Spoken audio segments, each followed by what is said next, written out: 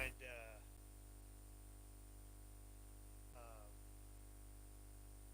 I found the one place. Like I think in my first or second beta session, and it was this place that was like there was a bunch of like um, lightning bugs, like mutated lightning bugs all around, and they were avoiding this one place, and it was there was like this pavilion that had a bunch of glowing green bottles hanging around it, almost like a natural, not pesticide, but insect repellent. And the moment you left that, you got swarmed. So I don't know. It was just kind of cool. And one person like took a picture of them entering into it with all the glowing bottles around them. I was like, "Bitch, I found that first. You're not special." Speaking of sharing pictures, I think there's been like one picture I took in Red Dead that I shared, and it was Min Min the wolf. Oh, legendary wolf. No, it was a regular wolf. It was right at the start of the game. I think it came up over a ridge when I was riding along. I was like, oh, it's about to attack me, so I shot it.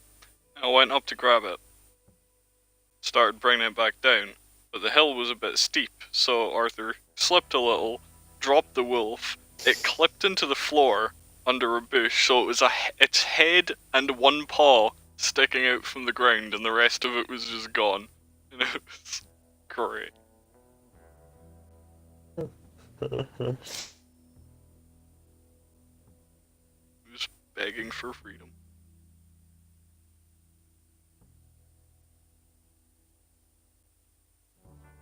Hmm.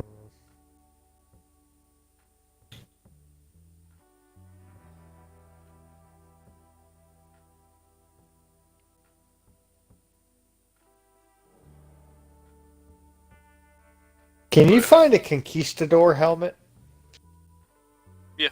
in Red Dead? Yeah. Okay, that's where that. I was like, I knew what it looked like. And I just saw like a video. I was like, oh, that's kind of cool. If you can find a conquistador, can you find its breastplate? No, it's just a helmet. God damn it! It's where was it? It wasn't that hard to find. That was the giant skeleton.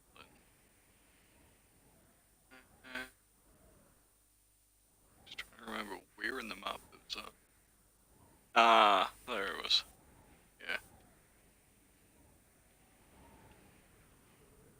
It's in the northwest part, up a mountain. Hmm.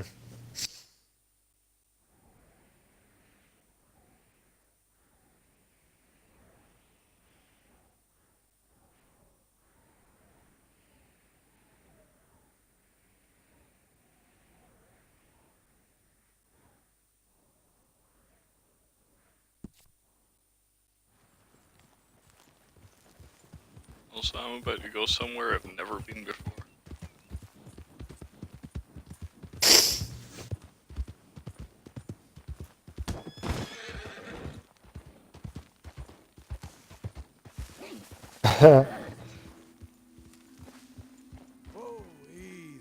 Oh shit! I just realized that it is a must-have. I was like, I don't think a hazmat suit is really that must-have, but I just thought about it. I was like, because I did find a hazmat suit in Fallout. I didn't realize how rare it was, but I was like, oh shit, a hazmat suit. I love these things. Like just kind of like wearing them as like a role play, even though they do take off all your armor. Like it's good for when you're going into radiation. And I didn't think about the effect of radiation at the time, like that I am now. It's like when you nuke an area, if you don't like have a hazmat suit, you can't even go into that area, like to fight the higher level enemies. Yeah, you have to have either, um, you know, what is it, power armor or a hazmat suit to really kind of get the most out of that. So which is kind of bullshit because I've seen the enemies that drop the launch codes, and I guess it's good that not everyone does that, but I saw one today as I was going up close to where the fire breathers mission was, and I saw a communications officer with his little backpack and shit. And I was like, "Oh God, that's the guy that has the thing." And I killed him, and there was nothing on him. I didn't have a single launch code. I hadn't found a launch code at all, and I was like, "God damn it!" Want a launch code? Launch code's meant to be like really difficult to get the best of times. Um, they're not like difficult to get. Like, and they've made it balanced to where like a single person can get them, or like a group can get them. Like it's acquirable both ways. I think to get to the place where you launch them though is difficult. Like you can get all the codes, but you still have to get in the base, kill the stuff, get to the place where you put the codes in, and launch the nuke. You know. And from what I understand, they're used to seal up fissures where the scorch beasts come out of. Um, and the lore behind that's pretty neat. But I don't know. I'm definitely not like gonna be fighting that shit anytime soon. Pretty much because I'm on my own right now. But I don't know. It'd just be nice to like if somebody nuked an area in the lobby I was in. It's like, oh shit, I got a hazmat suit. Let me just fast travel, boom, get that. And I haven't been in a lobby where anybody's been able to nuke anything yet. But I also really haven't like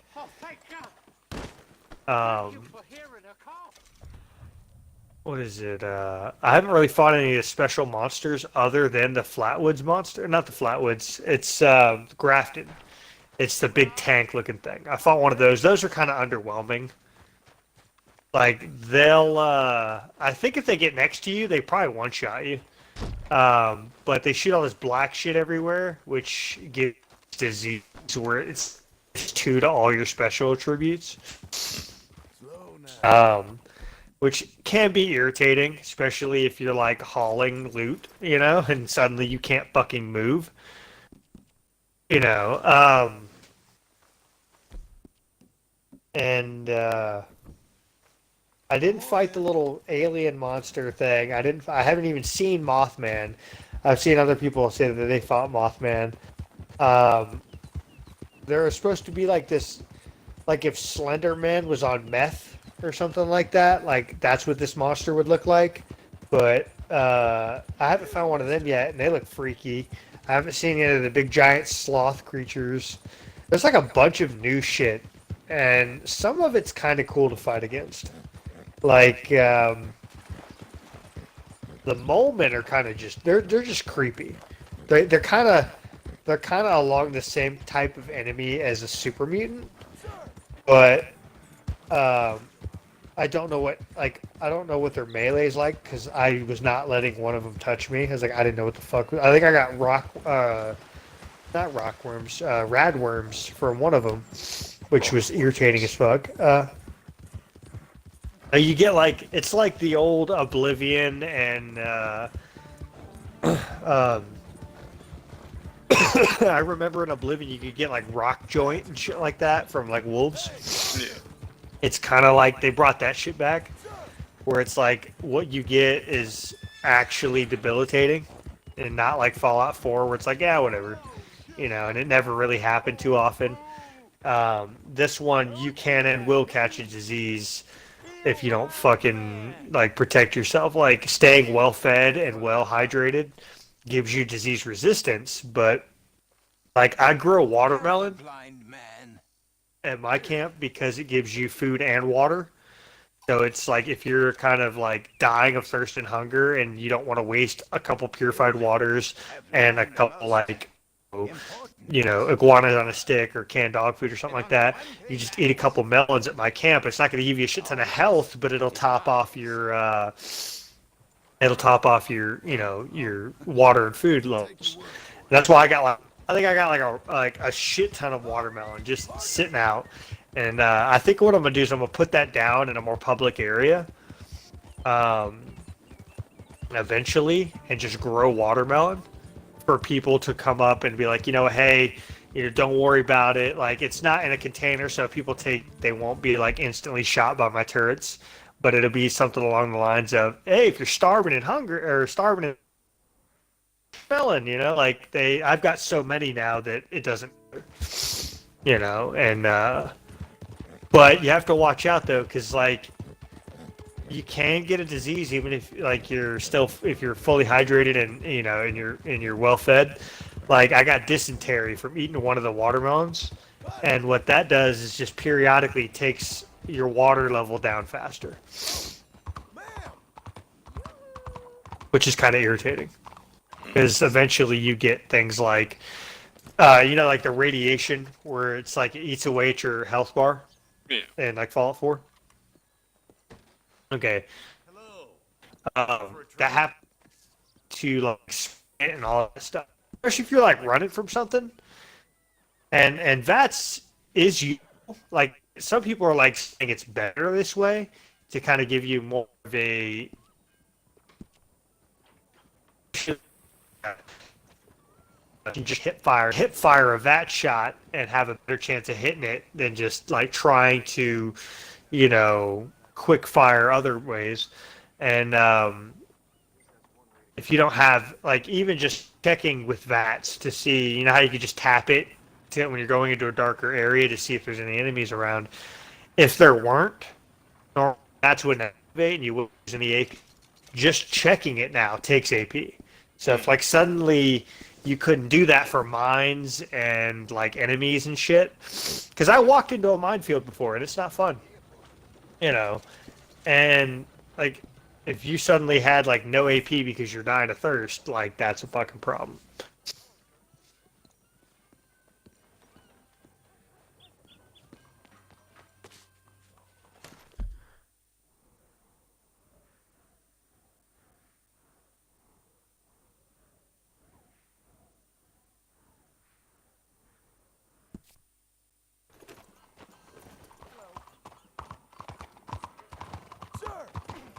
So if being thirsty reduces your AP, does drowning yourself increase your AP?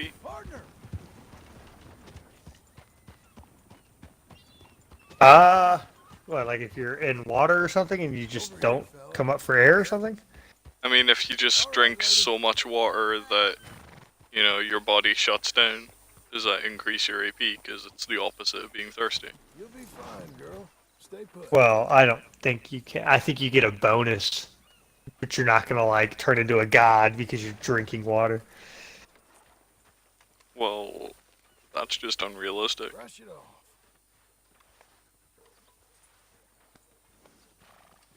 Well, no, it's not. I don't know. Like that was like the first thing I did was to get comfortable eating and drinking because I didn't want that to like be a hassle and take away like I wanted to kind of embrace the new survival, even though I've never done survival mode in any of the Fallouts. Like, but and it's kind of growing on me. It gives another level of like micromanagement that I kind of missed. So, where is that? But I don't know. Like I said, like it's weird because I was fully disappointed when they said this fall I get online.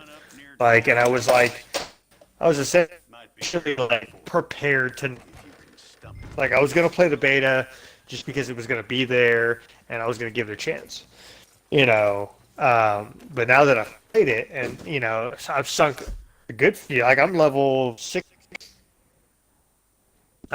And I've got the perk card going pretty far. It's pretty balanced. I just wish I knew what perk cards would come with which special, so I could put stuff in there when I want to do later. But for the most part, it's been, yeah, that's true. But for the most part, and I hate to say it like this, but I've had more fun in Fallout 76 than I've had in Red Dead Redemption. And that sounds like sacrilegious, but I don't know. Maybe it's just a game type that appeals more to me. Buddy.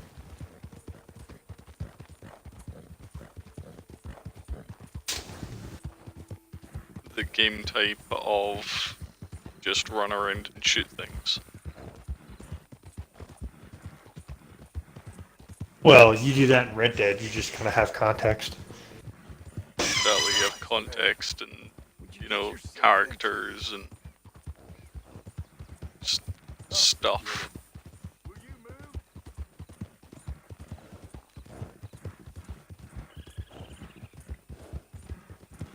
You coming out, girl? Oh god.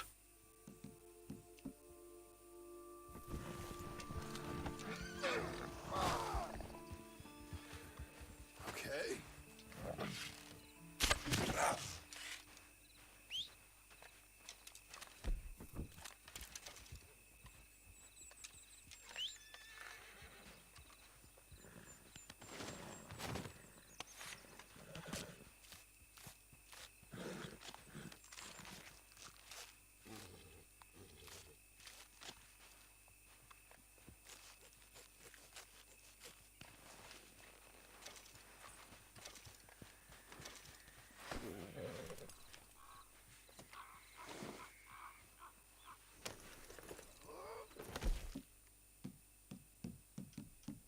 I'm so upset at the lack of food.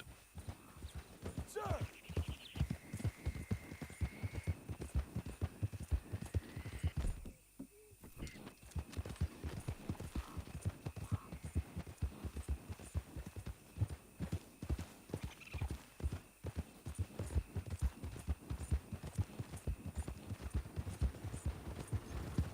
You, mister.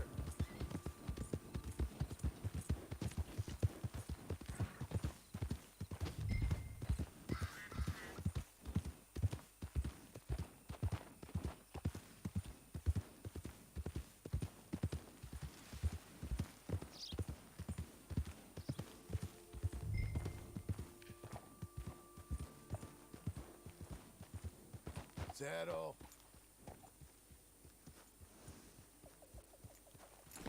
Jesus. Who'd do a thing like this? Hello? Not here.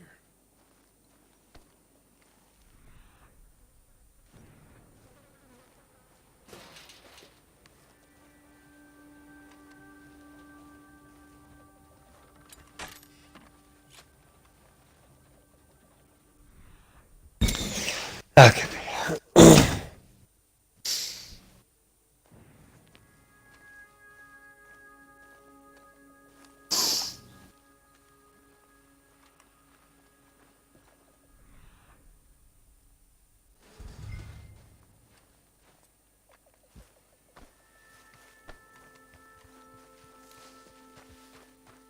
You know, that's one thing that you need to get this game for, just so I could use your help with. But Ornstein and small. yeah, but in this sense, a fucking power plant. I spent it's like a 30-minute event.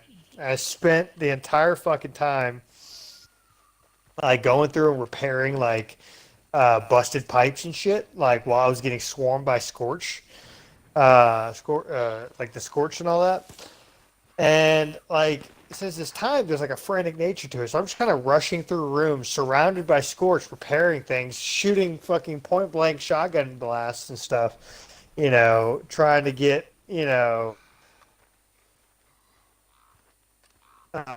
get like the thing done so I can get like a reward or something. And I mean, I'm finding good loot and shit, but I get to the end of it, and like I'm a couple more things I got to do, and I what was it? It was like something where like a final room I had to go into. I go in there, and I immediately get rushed by boss enemies and shit. And I'm getting fucking hit. I'm getting slap damage. I couldn't access last time, and I just got fucking downed. And this was like with 5 minutes left, or like 4 minutes left, or something like that. And then in the room, it was heavily irradiated, so I was losing, like, my whole health bar was like going down into the red the entire time. And I was like, it was such a shitty way to fucking end the 3 minutes because I wasn't expecting it. The radiation combined with all the slap damage from enemies, I finally just went down and I respawned outside the thing. And I'm like, I can't get back in there with enough time to fucking do this. So it's like, I don't know.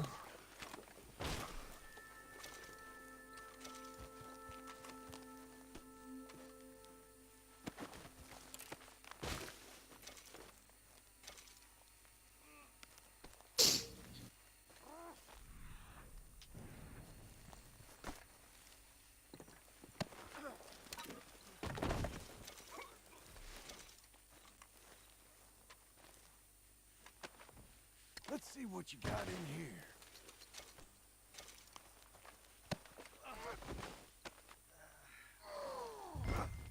Let's get you up. I'm gonna bite you.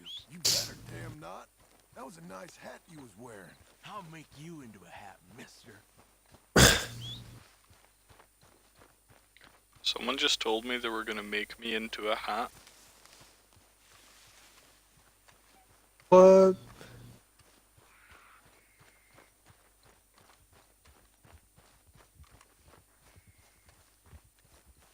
See, this guy's video, like, I haven't seen. I think I saw this one time, the night of the first beta. And that was like a massive rad storm came in and irradiated Let's me. go, girl. I haven't had that since, so Now let's get trigger you is. Blackwater.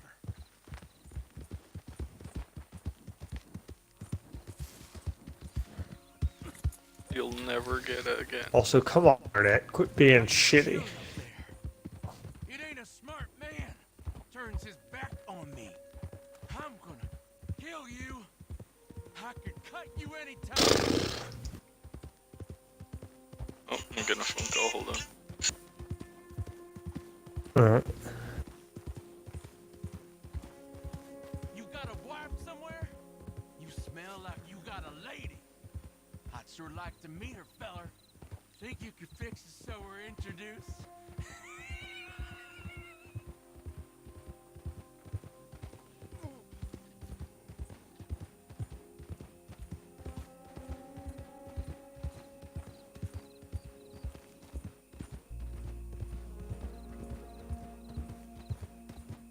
You ever felt pain, mister? Real pain? Screaming, crying, begging pain? I will put you to a fire, have you praying for death. Eyes all wide, mouth quivering. I get you. You're gonna suffer, mister. Suffer!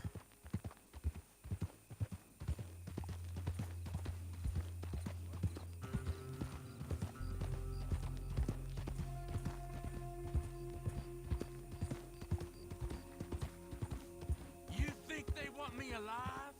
They won't know what to do with me. The judge gonna let me go so I can come and find you? They want me dead and buried and all forgotten about.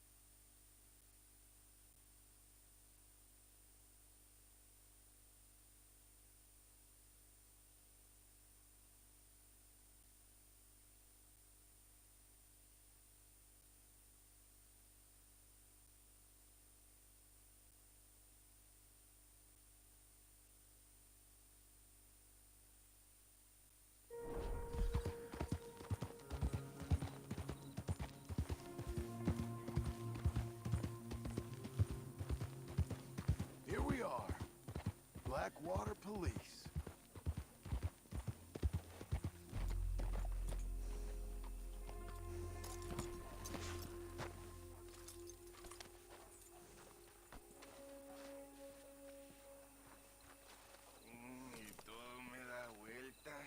All right, let's go. Come on, Green. Let's get you inside. You finally brought him God in. damn it! I'll bite you! Yeah. Well, got you that Skinner, brother. Elias Green. Set me down! Elias Green, as I live and breathe. God damn it. Put him in a cell. You ain't got a rope strong enough for me, Sheriff. Justice will be done and done quick. Lock him up.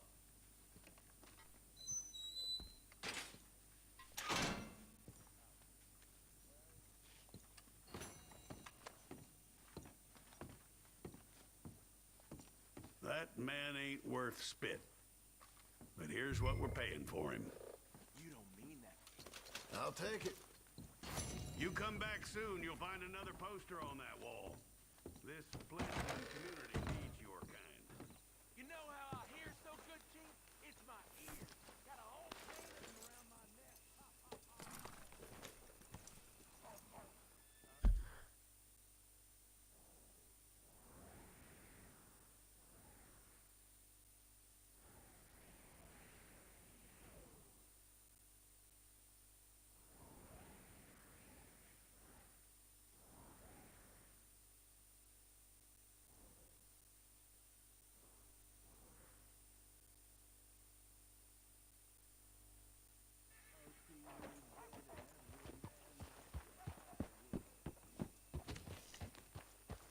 Well, look at you.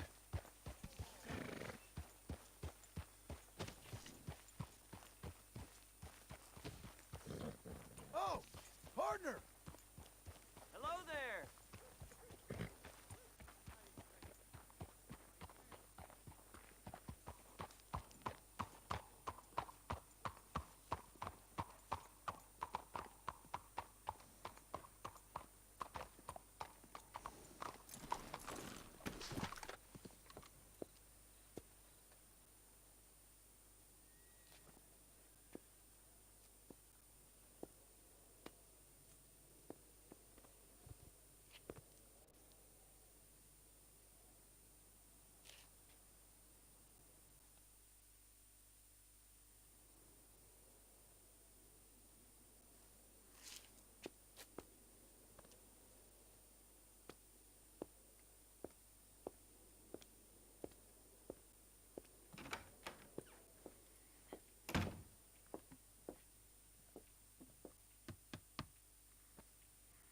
Can I help you?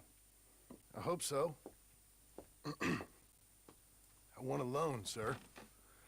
A line of credit, so I can buy some property. What property? An old ranch, Beecher's Hope. Oh, that old dump? I know it ain't much, but I ain't much of a farmer either. But I will get there. That is a very unusual way of asking for a loan. Mr. Marston. Marston. Only folk around here call me Milton. It's kind of a joke, I guess. A joke, huh? Which folk? Mr. Geddes, I work for him.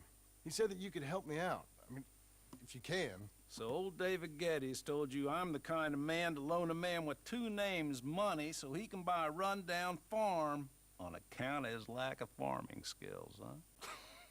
Don't sound too promising when you put it like that. Well, how would you put it? Sorry to waste your time, sir. Oh, sit down. I'm sure we can figure something out.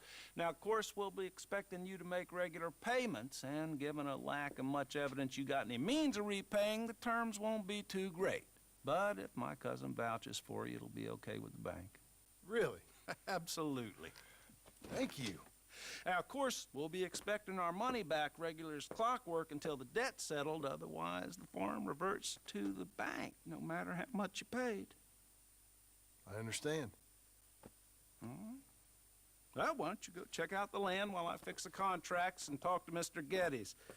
Oh, I heard there's squatters up there. We've been having so many problems recently they'll need clearing on. Sure. Well, come back when you're done and we'll fix up the paperwork.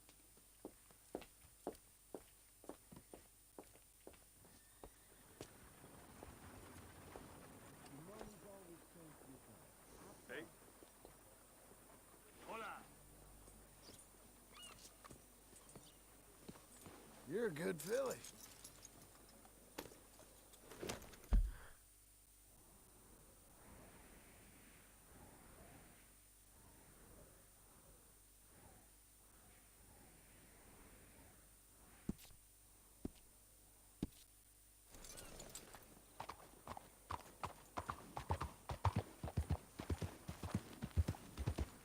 What?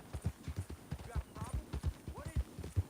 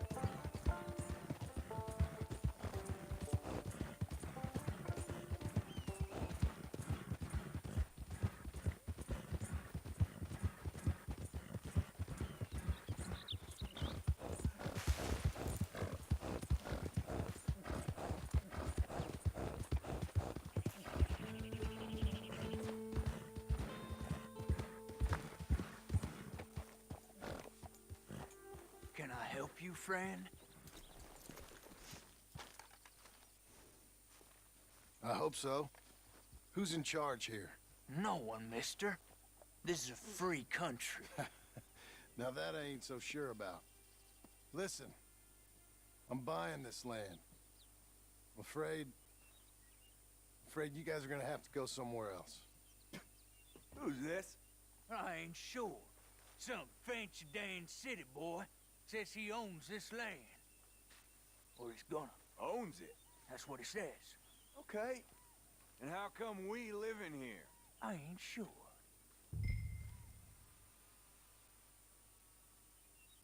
Look, take some money. Go try and find somewhere else to stay. You for real, friend? Sure, take it. You're a real gentleman. Okay, boys, let's go celebrate. Thanks, mister.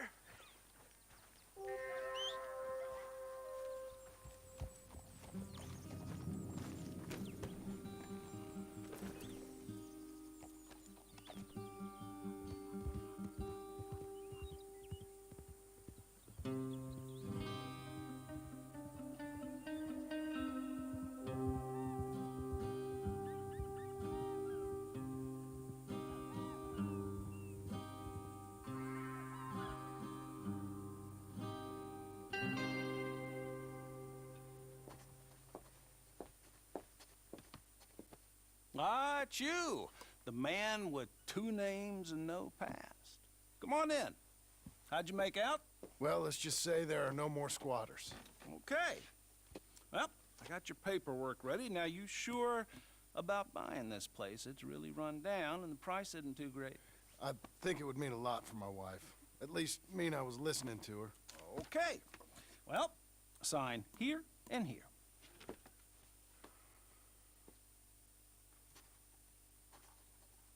Mm-hmm.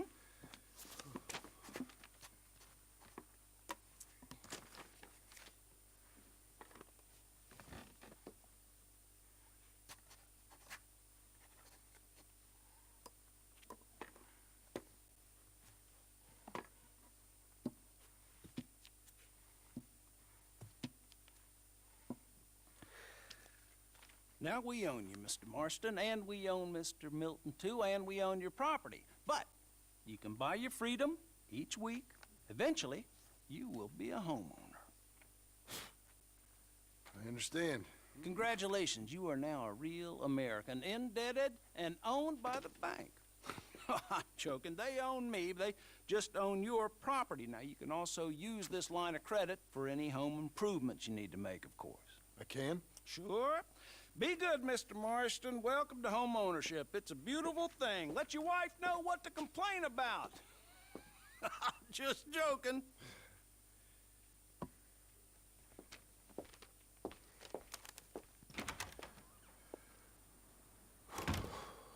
Well, it is you. Well, I thought you was dead, boy. Dead. Uncle? The very same. Come here. I saw you going into the bank, and by the looks of things, you ain't robbed it. I've gone straight. Bull crap. No, for real.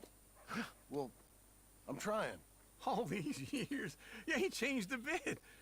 Maybe a little bit. I thought you was dead. Not yet. Well, I got some things to take care No, of. not a problem. I'll come too. No, you don't have to. No, I'm real sick, John. Lumbago. It's a slow and painful death, my brother. Evidently. Have a little pity, will you? Huh? Come on, then. All right.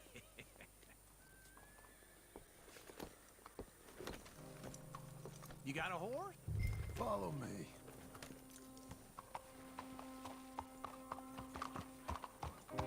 Hello, sir. Well, all good.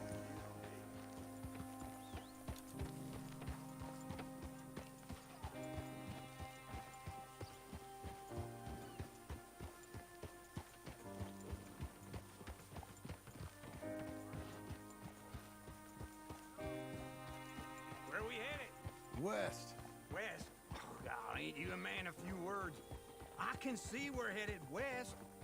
You know, speaking in monosyllables don't make you seem interesting. It makes you seem stupid. I don't care how I seem. Well, now where west are we headed, you damn grunting fool? This ranch I bought just now. Is that what you were doing in the bank? Spending all your money? Oh, on a ranch in the armpit of West Elizabeth. Oh, my lord. Not that that's any of your concern, but I was in the bank borrowing the money. Well, that's even worse. Yeah, you can run from a bounty, John. You can't run from a bank. Is Abigail there? No, she's, her and Jack are waiting until I'm set up before joining me out here. You mean she left you? Oh, I never thought she was a smart woman, but, you know, this makes me think maybe I was wrong. No more of that. I just bought this place, and you're lucky I'm showing it to you and not looking for a place to bury you out here.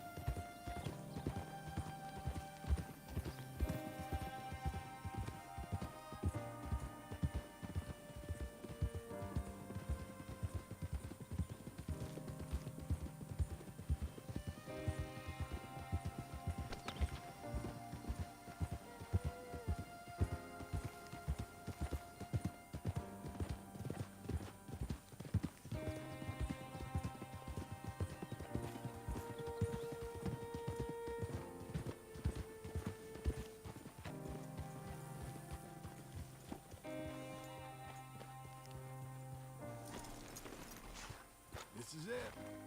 Look at her. Okay. What do you think?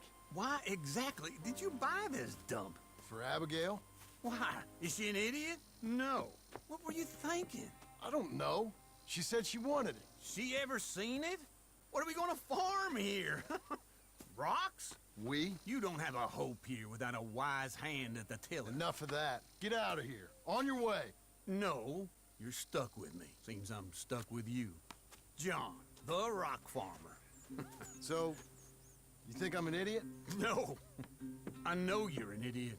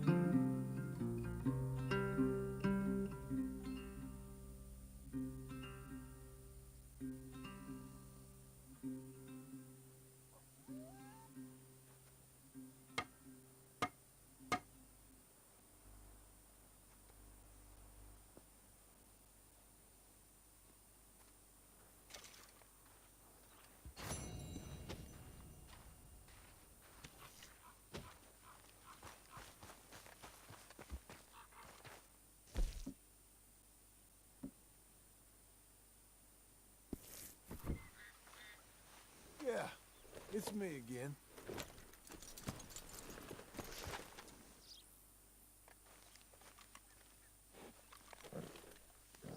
There's a girl.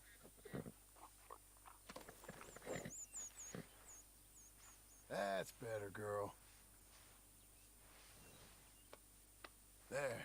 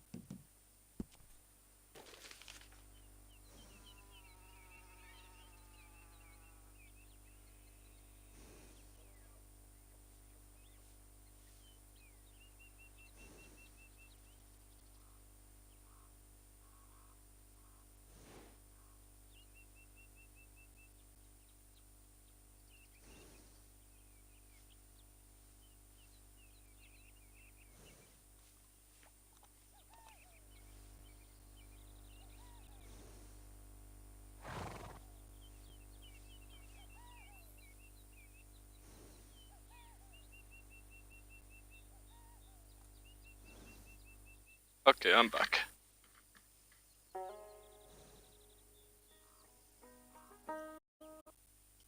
Go away.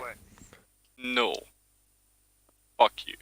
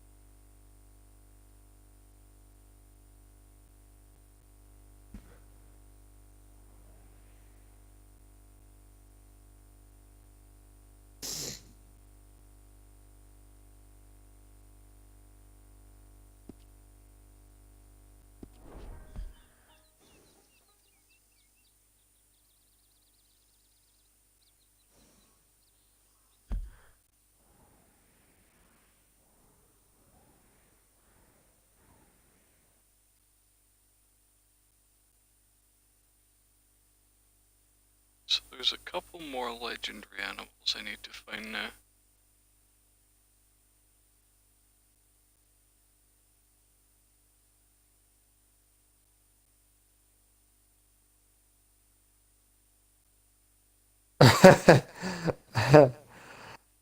People are so melodramatic. Jesus Christ.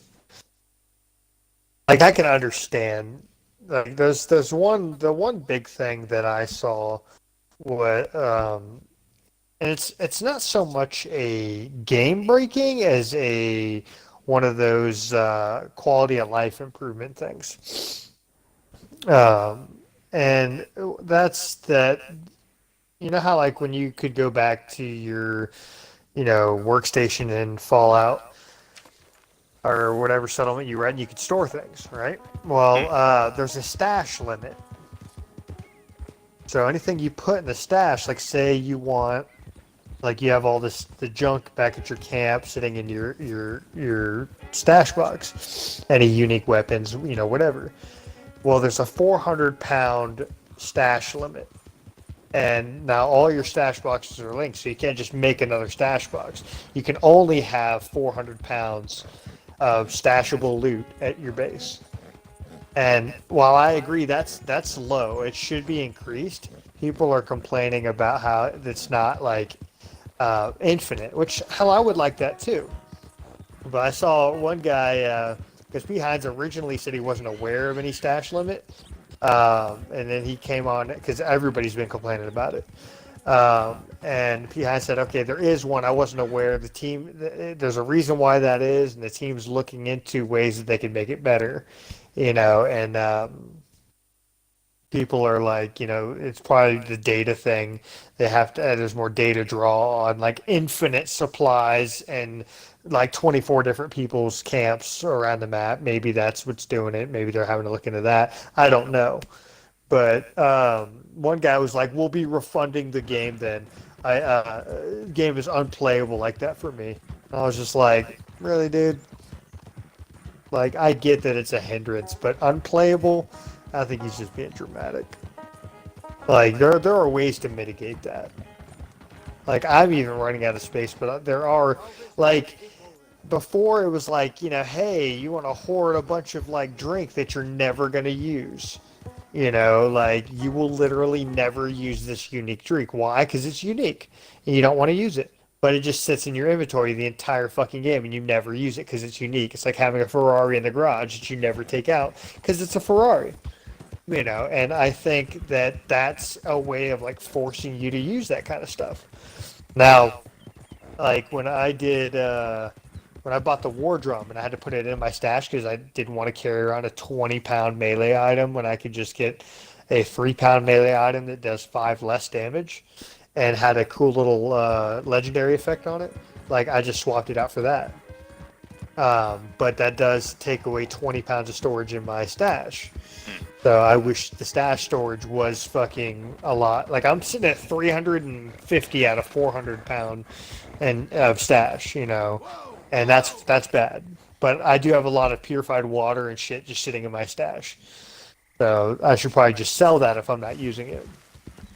The only difference is like purified water is used in a lot of like say like stim packs are powerful healing items, and they give you an option to dilute like a stim pack into a diluted stim pack, which gives you 2 stim packs that give you less health each than a full stim pack would, but it's good for like if you don't need like say like 1 stim pack would give way more health back than you really lost, but you just want to top off if you're going into a big area, like you can just use a diluted stim pack. So they're useful for that kind of stuff. Only difference is it takes purified water to split a stim pack. So I don't need to have it all the time on me. I can't wait till I have purified water, plant at my stash. Wait, but so it takes still 1 kind stim of, pack and 1 purified water to create 1 diluted stim pack? No, you get 2. Okay, I was gonna say if you just caught 1 out of it, that'd be fucking pointless. Yeah, no, that'd be fucking dumb. Yeah. Although there was one thing where I was kind of pissed off. Like, I was excited because I also wanted a pumpkin patch, but I don't know why this wasn't happening like this. But it used to be like when you find something in the wilderness, you can plant it by just, I guess, you consume the item and plant its seeds. When you plant something, because it just turns it into a plant, and whatever. I found that's how I got my melons, and that's how I got a couple of mute fruit plants and tato plants growing around that helped me in creating like various soups and stuff. and which are fucking amazing if you're, because like even food has condition bars, um, so your food can rot in your inventory, but it takes a while, especially if it's cooked. If it's not cooked, it won't take long at all. Um, which is kind of why I just use my farm at camp to kind of load up, food and water wise before I go out. Um, but I tried to take the pumpkin back to camp. All I could do was consume it. It was like, I couldn't plant the thing. I was fucking pissed off. I'm like, I want a pumpkin patch, damn it, because apparently you can make pumpkin pie, and that's like the shit. Like I read somebody was they made their own little spooky camp and for Halloween, and they were handing out pumpkin pies and shit. I was like, God damn it, that sounds cool. I don't know how to fucking plant pumpkins if you can't get pumpkins from pumpkins. So there must be something else. Can you make pumpkins from, or can you make pumpkins into pumpkin spice lattes?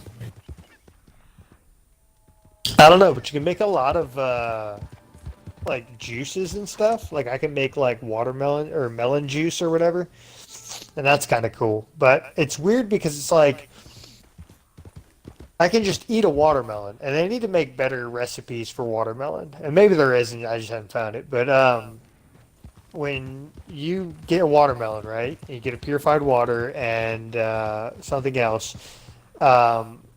I think it's just watermelon and purified water, maybe. I'm not sure. But you can create watermelon or melon juice, and that gives you like 18% water and then some HP.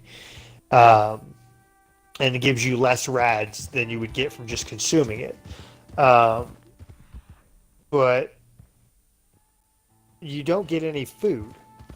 So whereas like you get a boost of food and water by just consuming the watermelon, when you cook it, which is what it calls when you make tea or juice or whatever, you only get like water. And it might be a little bit more water than you would get for just consuming it, but it's still kind of like, why don't I just eat 5 or 6 melons or, whatever? Shit, I don't even think I need that many. I think it'd just be like, 2 or 3 melons and I'd be fucking pretty much full on both. If I was about half on each one. So, I don't know. There are some legit good recipes, but some of them take more stuff than I really feel like looting regularly. Like finding soot flowers or fire caps regularly. Enough to, get it is just, I don't know. That's why I made so many watermelon plants. But I'm looking for a new campsite to kind of set it up in a more visually appealing way. So.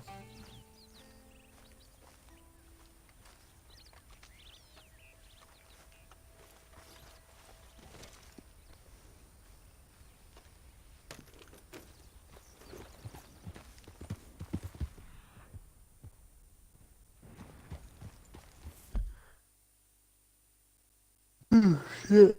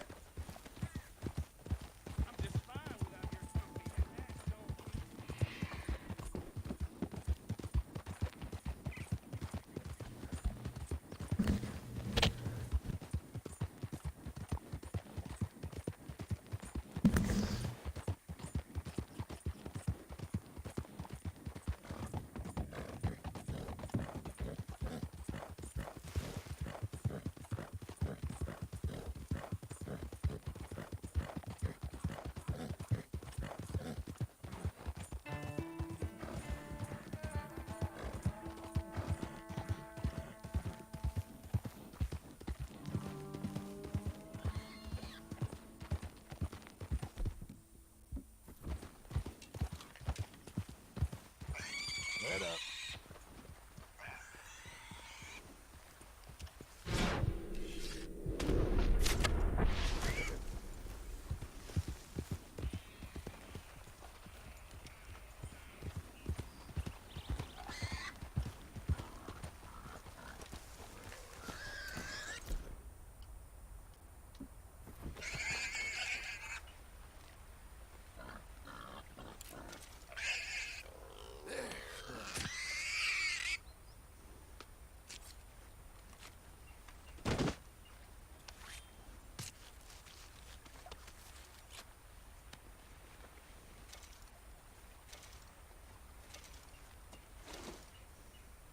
Okay, Missy.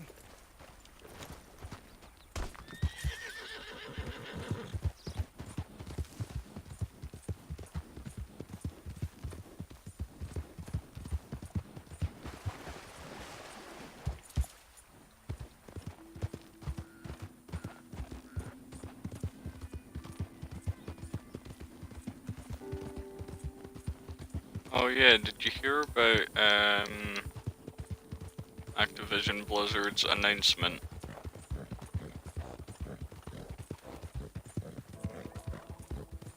Do what?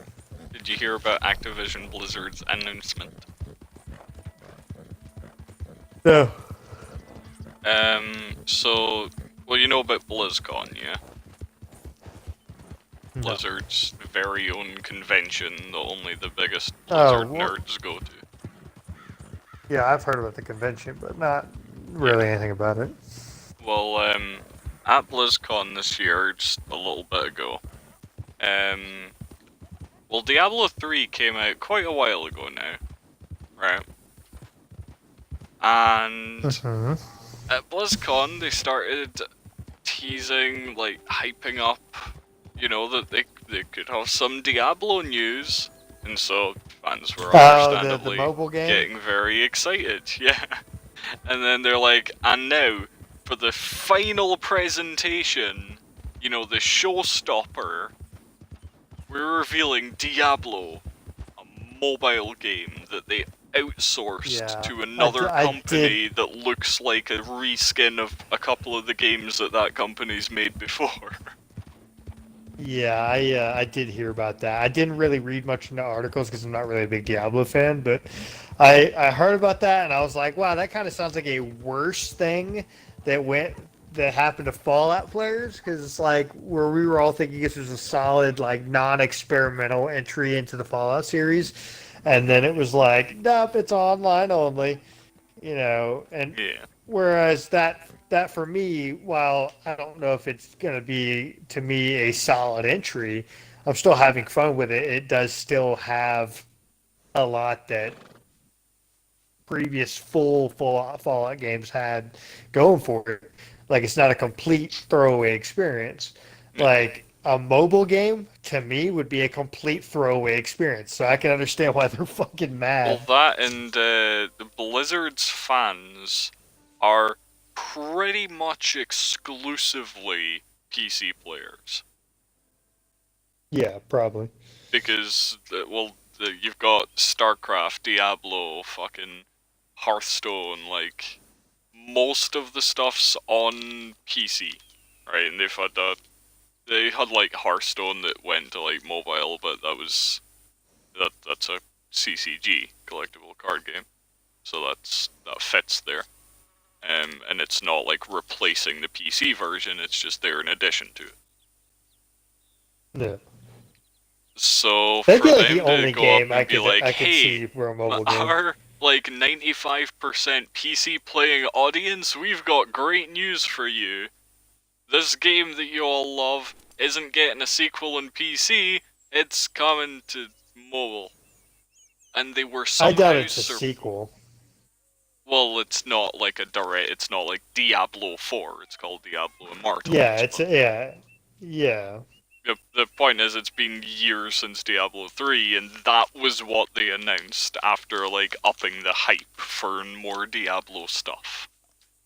Well, like, and what's funny to me, though, like, is, and I think, I don't know if I told you or somebody else, but I was kind of laughing to myself about it, but Nintendo Switch was getting a port of Diablo 3. And I was like, when now that you're saying this about the Diablo 4 thing, I was like, that would have been a perfect time to announce Diablo 4, where you've got it coming to a new console. You got, interest being, drummed back up from a marketing standpoint. That's the perfect time to release that kind of stuff, which is other people do it too. Like they released a new comic series for Predator around the time the new Predator movie came out, like leading up to it, and they could have done that, so Diablo 4, but instead they went mobile. Like, I don't understand that. And that's to me, Well, that's to me just a weird the way to thing go is, they about were apparently surprised at the backlash they got for doing that. They weren't expecting people to be that mad about what they did, which is insane. Literally anyone could have told them if they just asked, like, hey, if we do this thing, will people hate us? They'd be like, yeah, probably. it. Yeah. There's no question about that. That was not a good thing for them to do. Maybe they're surprised because they do secretly have Diablo 4 waiting, and they didn't think about the repercussions that would come from the community with announcing Diablo Mobile before Diablo 4. Well, no, that's like, the thing. Well, at least one person there has said that they are working on multiple Diablo projects right now, implying that there is a PC Diablo thing, like, being developed. But the problem was, they didn't say that at the show. If they'd announced this Diablo mobile thing and then being like, exactly, and at some point in the future, we're making this, then it would have been fine. That's what other companies have done at events before. They've announced a mobile thing, but that's okay because they're also announcing a proper thing alongside it. But they decided not to do that. They just announced the mobile thing and then left it at that. That was their final thing. That's what they thought was like the big thing to go out on. Yeah.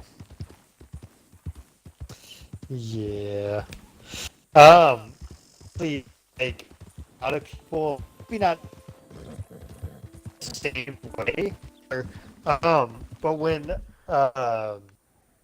Fallout 76 was announced, because they didn't specify, hey, this is just an experiment, we fully intend to keep up with the solid single-player installments of both Fallout and Elder Scrolls. Like, that's not changing. Because they didn't come out and say that, you had people freaking out, like, oh my god, this is gonna be what my favorite fucking franchise is gonna be about now. Like, then that's it, and it's just like, if they had just clarified what was going on, you could have avoided all this, anxiety. Well, specifically in Bethesda's case, announcing that they're going to continue making Elder Scrolls and Fallout games is possibly worse than announcing they're just ending the series. Wait, what? Well, they've been going downhill for a while now. I don't like to think of it as going downhill so much as changing the experience slightly. And I can understand why they do it. Because they're changing the experience into, like, just combat games, just Fallout's becoming a first-person shooter, like, to make it more accessible, reach a wider audience. But the problem is, if they just wanted to make a first-person shooter, they could do that and not fuck up the name of the franchise along the way. Well, the thing about it is, they went Fallout 3 when they did. That was a good experience. And me, isometric, even though that's where it came from. Hold on,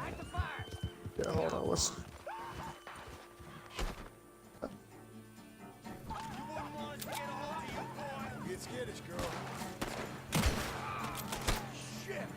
I think you've cut out or something, because I didn't hear like much of what you've been saying. Okay, shit, sorry. Like an encounter.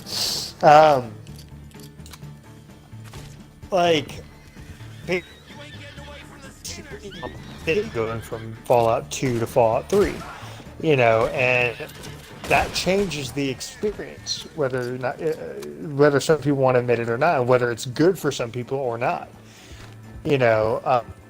But I still find it easy that people, you know, they're calling their first experience with Fallout 4, or first experience with Elder Scrolls Skyrim, and it's like, you know, while it makes me feel old, at the same time, it's kind of like, you know, when you look at them from their perspective, had to play older games and just couldn't get into them. They like the newer ones better.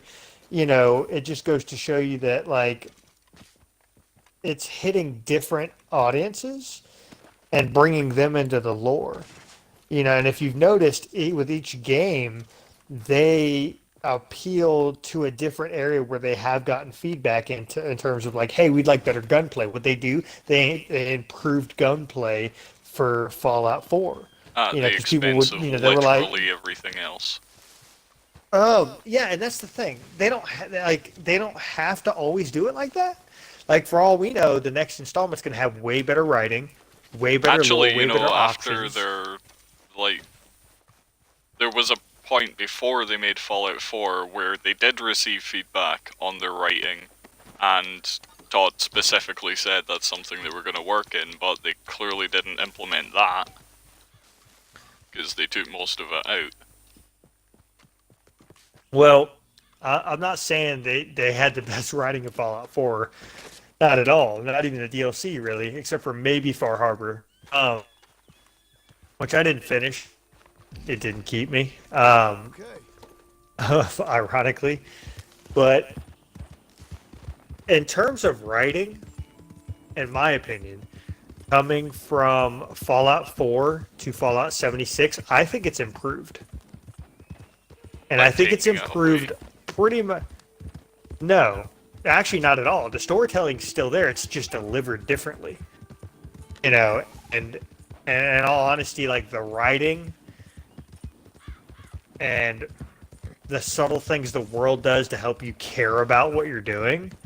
Like, there's this like forlorn feeling about everything, and when you like come upon like some kind of like human entity, like not even, it's not like an entity in terms of like finding a person, but like when you're standing over somebody's decaying dead body, and this was a person you've been hearing about, and you know, like empathizing with these audio logs and shit like that, and then you know it's their final fucking thing. They're being overrun, and this is their last fucking message to anybody who finds her body to continue the work, continue the fight, all that. Like, the acting on these audio logs is better. Like, it's delivered more like emotionally charged. The lore behind it, I mean, like, I just feel way more fucking engaged in terms of the story. Like, I didn't give a shit about Sean and fucking Fallout 4. I didn't care. You know what I mean? Like, it just didn't capture me. Like, you know, like my wife got fucking shot, and that was a shock, and it just didn't keep that going. Like, you were immediately thrown into the fucking Minutemen thing because you apparently, you know, I mean, you were basically guaranteed to stumble upon it, like, you know, right away. And like, people had to try not to get immediately thrown into the Minutemen quest line after leaving their, you know, the town. And this one, it's like, it's a lot more open, and where it does guide you a little bit, and it gives you the general like you know, view of what's going on. You're following the overseer's path and what she went through, and which is pretty interesting. Uh, she travels through different areas, and you find her stuff. Like, you find, you know, little tidbits on what's going on in that area, you know, what happened before, and you're finding out a bigger picture of what happened immediately after the bombs fell. And that's so much more fucking interesting than just synths and fucking Brotherhood of Steel. Like, you're finding out how, you know, nefarious fucking experiments on mountain people in the game like happened. Like, that's how they explain super mutants. They add MEV into the drinking supply in one of the mountainous regions, and that's where you get super mutants. You know, and I'm learning more and more about that through just different area lore, like in terminals and shit. And I don't know, man. Like, it's like all the lore just kind of ties into itself. And I want to say, like, the responder quest takes you into rubbing up against the Brotherhood lore and quest line. And then I think that in turn takes you somewhere along the Enclave lore and quest line. Um, and I don't know, it just paints a picture of like what's going on and what happened before the vault opened and everybody came out and encountered everything. Like it gives like a lived in, like, shit went down and we just missed some, like, kind of feeling, you know.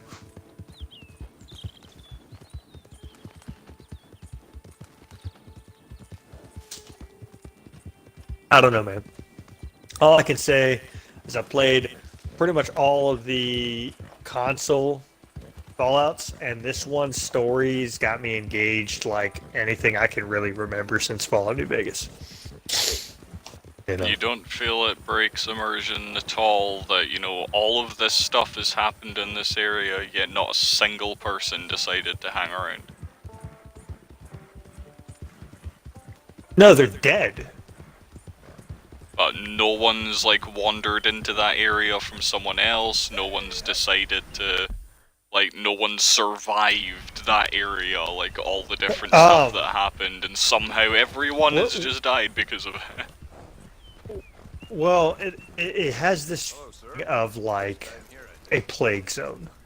It sounded like what had happened we're fighting against, and you have evidence actually this disease that comes from the Scorch Beast that they were fighting so hard to get everybody inoculated against. Like with the Firebrews are gearing up against the final attack, going all out against the Scorched. And like they were talking about hordes of the Scorched that the Scorch Beasts were driving.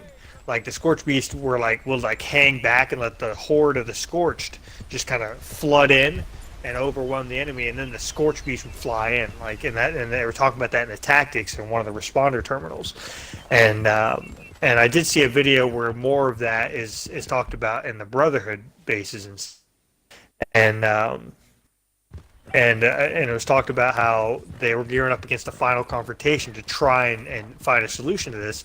And one lady was like, "I really got to find this fucking cure so people who come into contact with the Scorched don't get infected and eventually go into stasis and come out a fucking feral Scorched person, because it's almost like they have a hive mind, and there's evidence of that like all over the place where they were trying, and it's like this was the epicenter of the plague, and the reason nobody's come in that far yet because essentially Vault 76 opens up directly in the middle of the fucking shit. You know what I mean? So I can understand why aren't other people around just then, because the plague has moved, started there and moved outward.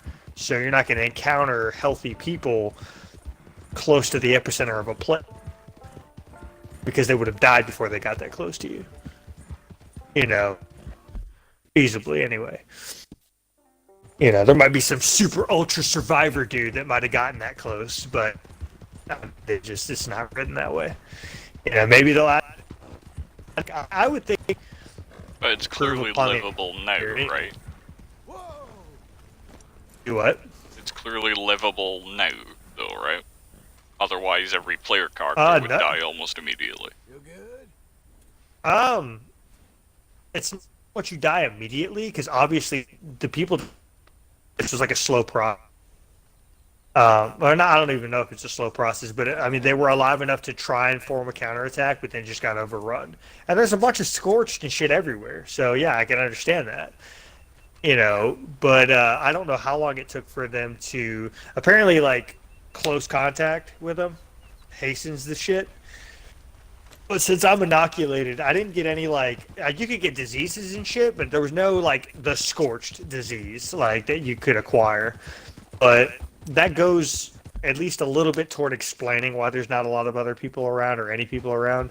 And it absolutely feels like, you know, you came out and people weren't dead because of the bombs and radiation still in the area, but because something came out from something that was mutated violently, and that just spread to the people. And that it's, you know, the problem that you're trying to... It's like a zombie, but it has like Fallout nuances in it, you know. And it's pretty cool. I'm not gonna lie. It's definitely a more interesting start. Like I'm more engaged than I thought I would just get terminals and bugs and shit like that. Like I wouldn't be playing this hours on end, completely engaged if it wasn't, you know. And then the fact that like it's more interesting to get attacked out of nowhere, fucking by you don't know. It's brought back the randomness of Fallout 3 in terms of enemy spawn, because you never know. Like I saw people playing a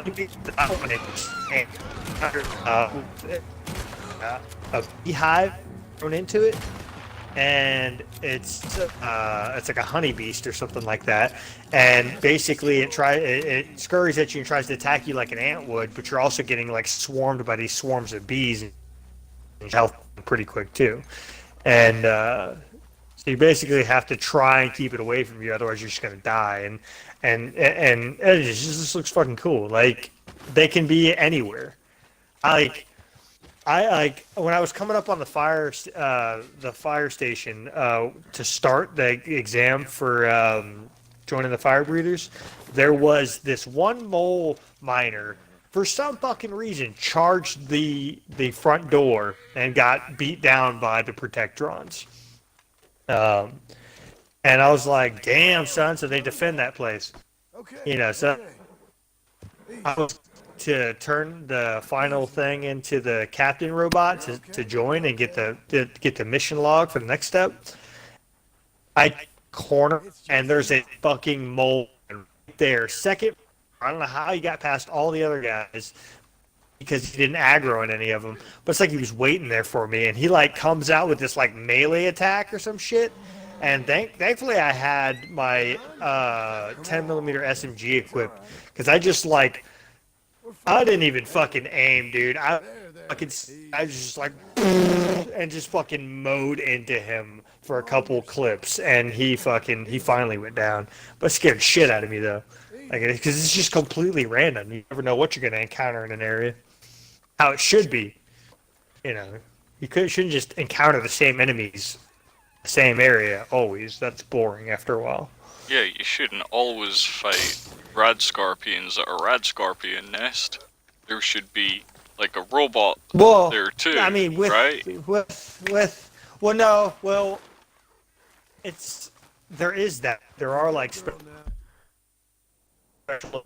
special thing where it's like in this game you can have a Protectron randomly roam into one of the like a groups of enemies attack other groups of enemies. Like I saw one. Not Flatwoods. Grafton Monster was fighting like rad roaches and mole rats and shit, and then some scorched wander, and it's just like Fallout 3 all over again. It's kind of cool. And then you see those Chinese robots fighting various wildlife and scorched and shit, and you know, I don't know, it makes the world more alive, I guess.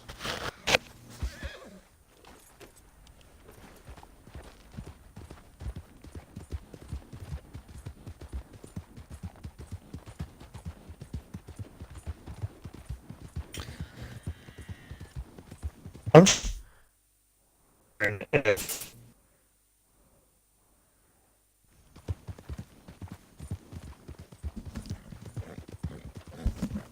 I'm wondering if um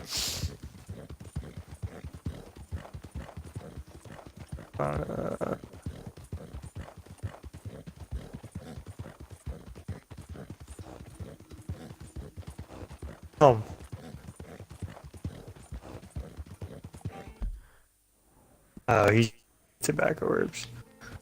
Hmm? It's just the tobacco encounter guy. He's just showing me about tobacco and how you can pick and eat it instead of Yeah, just eat raw tobacco. That's healthy.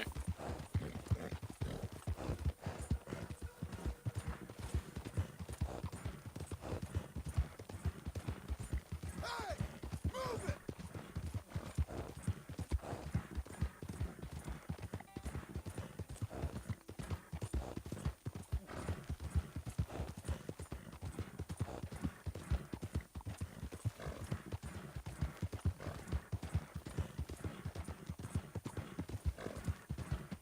So where are you up to in the story?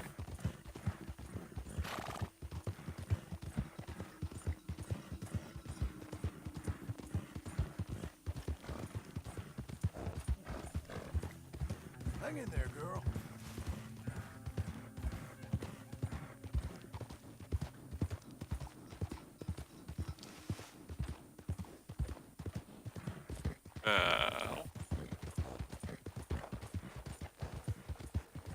Sir!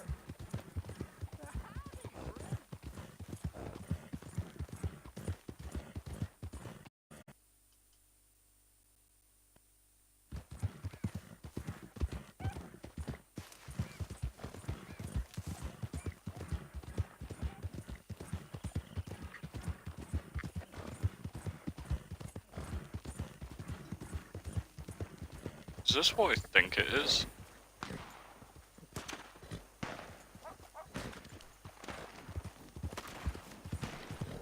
My god, it is.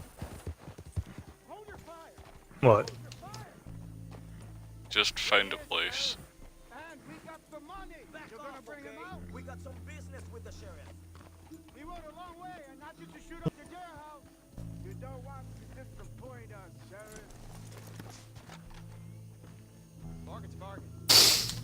Put your gun away.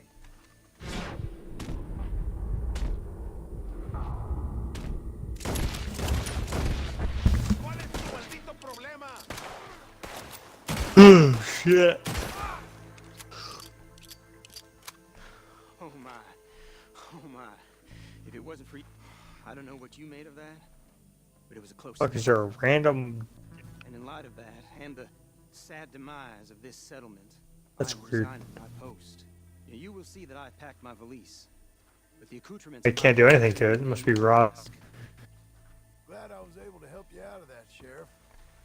You won't stick around. Well, so long. I must see about a train. Yeah, I was worried about this, man. Like, I don't even feel like playing Red Dead. That's how bad I'm jonesing for that shit. Like, it's like I want to play Fallout. I Where are hate you up that to in the because I should story? be able to just enjoy this. I think I did that one where we did the advertisement, where the one Braithwaite chick, the old lady, who I think has a thing for Hosea, told us to go and try and like mark moonshine in town, and it turned into like a funny little chase thing with what's this? Funny little chase thing with, I'm guessing, the people. So whatever the one guy's Raiders, Lenders Raiders, or forget. Lemoyne Raiders? The game, Lemoyne Raiders. Yeah. Linda's Raiders. That's a better name. Yeah. Yeah. They just kind of assault the fucking Margaret. You remember the one that I kept fucking pouring the fucking alcohol before raid Yeah. shit. That's the last mission I did. Okay. Well, you'll start wanting to play more pretty soon. All right, girl. That's my problem, though. Like, I am gonna want to finish this thing, but it's like all I want to do is find out more fucking about find out how the fire breeders ended. I want to find their final fucking after doing that Look at you. and getting the fire breather shit. Like I want to find out how they went out, dude. I know they all died because they weren't inoculated, and essentially fighting a scorched beast will fucking like. I've seen people fight against them, and they almost immediately fucking die of like radiation and shit, and then just damage in general. And I wonder if the inoculation against that, it's got to do something. And I'm curious what it. Still? Sure. But I want to find out how they fared Then it was the desert plague. because there's some of the fire breathers going over to like certain combat medics going over to the Brotherhood of Steel and helping them out. Because the Brotherhood, which I haven't found in game yet, but I've heard about. Thank you. But I don't know. Fine about that shit. But if I sit here and I play this more, all I want to do is Red Dead Redemption stuff, and I won't care so much about the Fallout. Like I'm gonna start getting invested in one. I don't know. It's gonna make the other enjoyment of the other game take a backseat, depending on what I do.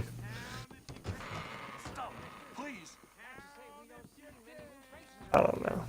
What can I get you? Can I get a whiskey? So you said the ending sucked, so I don't see finish this game. Yeah, that's exactly what I said. It's about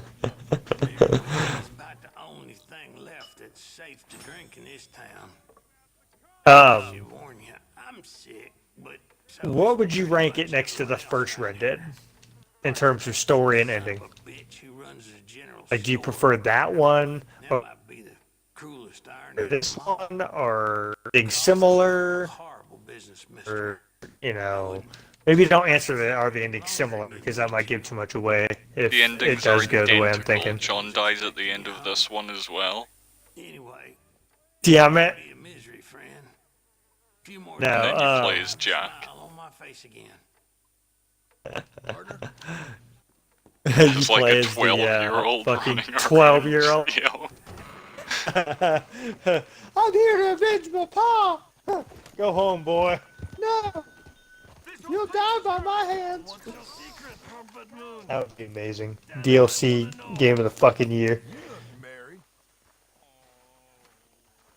You're gonna have a But hell of a year tomorrow. I don't know, man. Like, what did you think overall? Did you find it a better experience in this one over the first one, or do you think you got, better story out of the first one? It's been a while since I've played the first one, so I couldn't really say for sure. But Well, you know how both end. Like, which ending did you think was better? well, John still dies at the end of both of them, so they're about the same in that respect. Yeah, nah, you know what I mean. Come on, what'd you think? Always glad to welcome a new customer. That was decent. Pomade and soap next to my counter if you're trying Did to you like it lure better one of than the them first one? diseased folk out there. Pair that with a cigar in You're... the hold corner, on a minute. You're all set. It's still you. Down for my literate clients. Enjoy. Okay. Holy shit!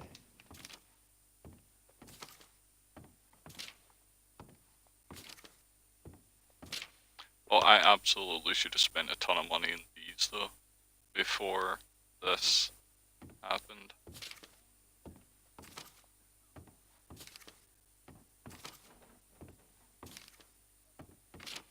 Oh no!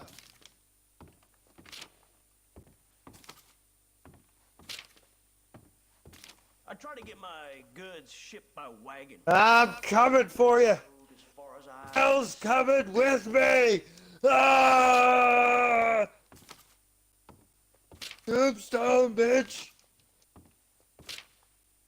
You tell him I'm coming for you.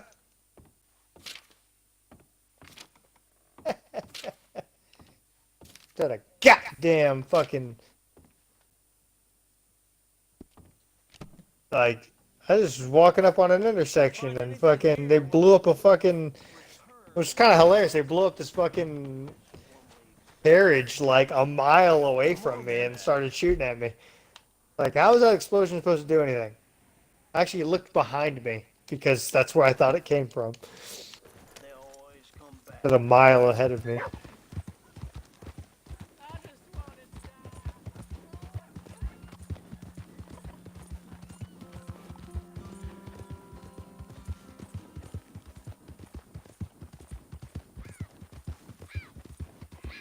But no, there's a part of the ending that reminded me of Metal Gear.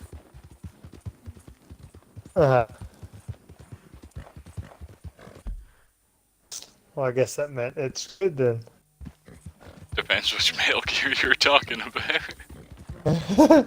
I guess so. I don't. Metal Gears. I never finished one. You've Kind of makes me upset never. because Metal Gear Solid 5. This one I've played. You've never finished any Metal Gear game. Metal Gear's not really my game. Dude. Like, it's stealth based. Like, the only one I was able to really get into is 5 because you have to be stealth. Like, I mean, you don't have to be stealth in any of them. no, but there are certain you could fail missions. Not really. Oh, When you trigger an alert, it just means there's gonna be a bunch of guys there. So you better be ready shit. for a big fight.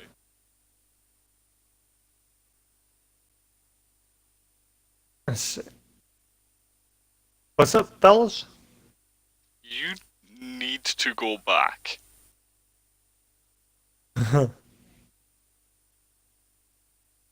Like, if there's one thing you have to do in your lifetime, it is play all the Metal Gear games.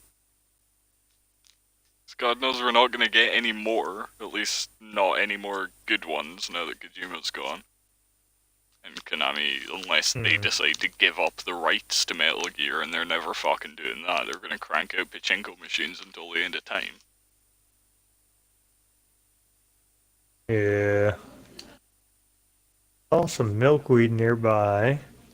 But just the characters and the story and the mechanics of all the games, it's like... Oh yeah, yeah. I can understand exactly why people have of the Metal Gear series.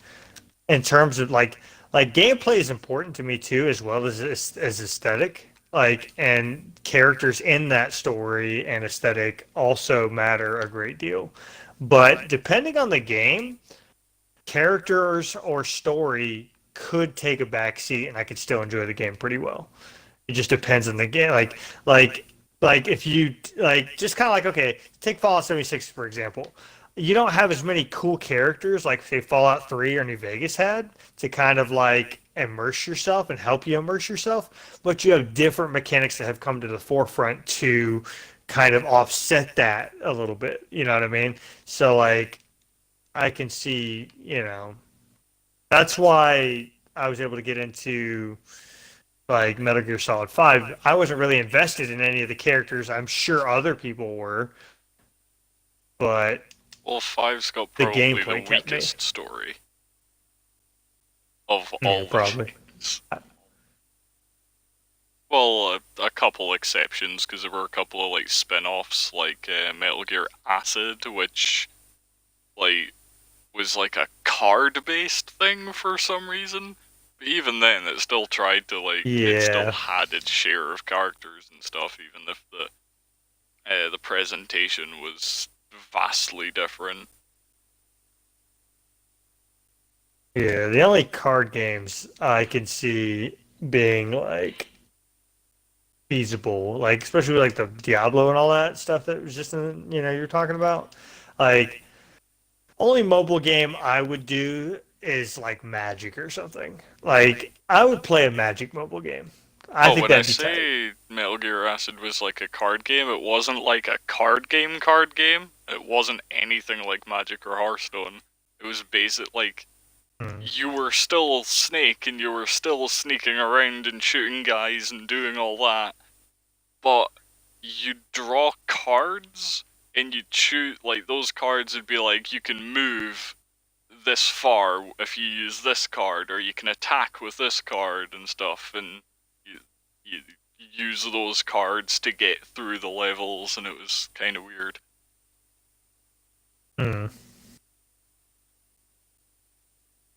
So it wasn't like a collectible card game or anything. It was more of a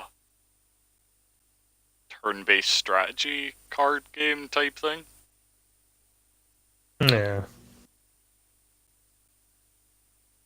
Dude, what the fuck? They said there were fucking flowers like that all over the goddamn place. I don't see nothing. Are you looking for tobacco for the moonshiners? Oh, I'm looking for milkweed for the moonshiners. Ah. Yeah, What the hell's milkweed look like again? I have no fucking idea. Are you serious? You son of a bitch. I know that the oleander has pink leaves. That's the only flower I know. Because that's the only one I ever fucking cared about.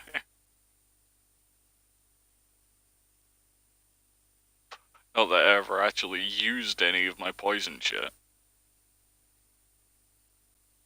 I made a bunch of, like, poison arrows and poison throwing knives and never once used a single one.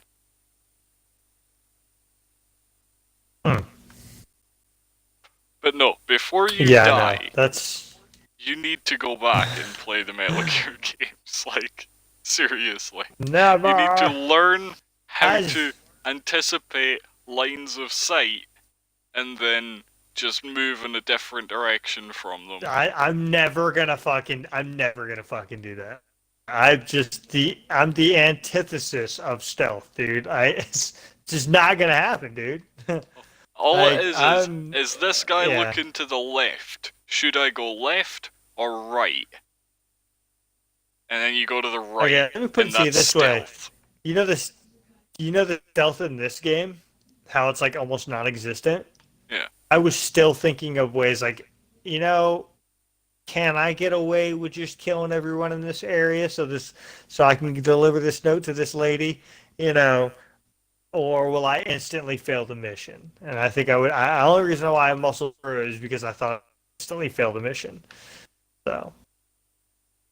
But in the Metal Gear games, you don't instantly fail. Like I said, you just get an alert and you've got people, rushing you with weapons that you then have to deal with. But you've got other ways of incapacitating people. You don't have to just straight avoid them and leave them alone completely. If you wanted a perfect run, you could do that. But you've got, like, tranquilizer weapons, you can just choke them out and knock them unconscious, and, like, you can just kill them with a silenced weapon, or something. Like, you can still take people out, you just do it when they're looking the other way.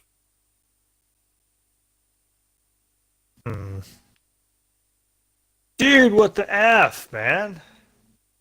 Plus, Metal Gear is, like, that was the first stealth game, as far as I'm aware. Like, the first Metal Gear. Siphon Filter? When was that the first one? I'm not sure. I remember Siphon Filter, but it was also terrible. Long, I played it like on Metal Gear started long before like PlayStation 1 and everything. How?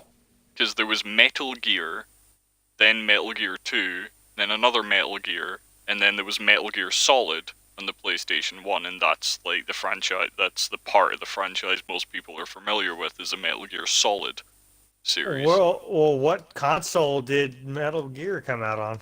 It was one of like the 8 or 16-bit consoles. Give me a second, and I'll tell you.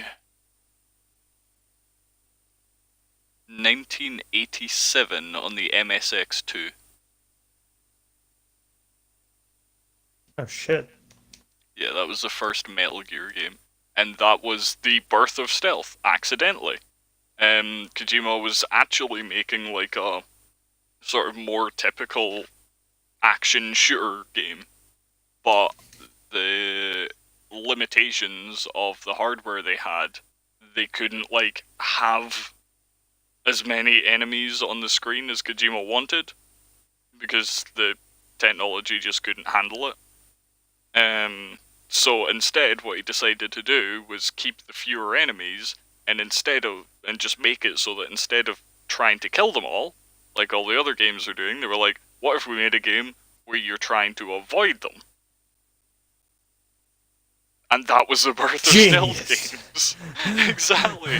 It was an entire genre of game came about because of hardware limitations. And you know what's bad though, and well, it's not really bad, but it's like, you know how I know I'm not geared to that? Because I grew up with the absolute different game.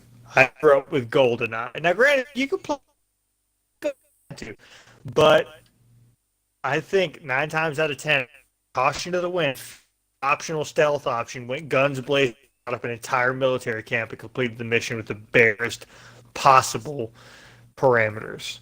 Like, I failed 4 out of 5 fucking parameters, but it was still able to move to the next mission because I didn't do stealth. But I guarantee you, press the alarm button, and I shot all the reinforcements, and then I let someone, then I pressed the, I remember I had to break out of a jail cell, and I just kept pressing the fucking alarm button, kept calling more reinforcements to keep shooting. Like, you know what I mean? Like, it's like I'm the absolute opposite of stealth. Well, like I was saying, in the Metal Gear games, you don't necessarily need to go with the stealth. I feel that's what makes it the most interesting, because it's something different, and it's sort of a more interesting challenge learning the guards' patrol routes and using different ways of like distracting their attention. I hated that. Well, you're fucking weird. Yeah, it's. But you don't necessarily have to do that. You can very easily go through all of the Metal Gear games, murdering everyone very openly. And there are even, like, there can be story differences, or just dialogue differences, or rating differences, depending on whether you go through, like, murderously or stealthily. Like in Metal Gear Solid 3, there's an entire boss fight that changes in some ways quite drastically, depending on how homicidal you've been.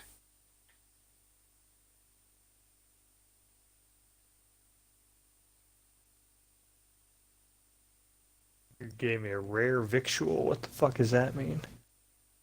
Oh!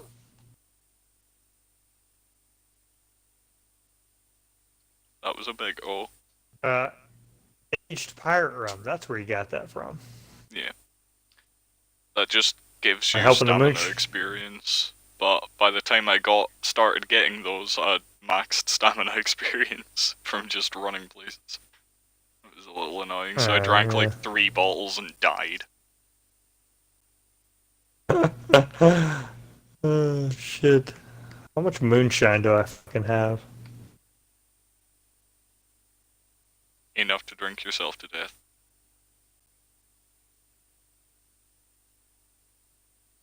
But no, seriously, go back and play the fucking Metal Gear games.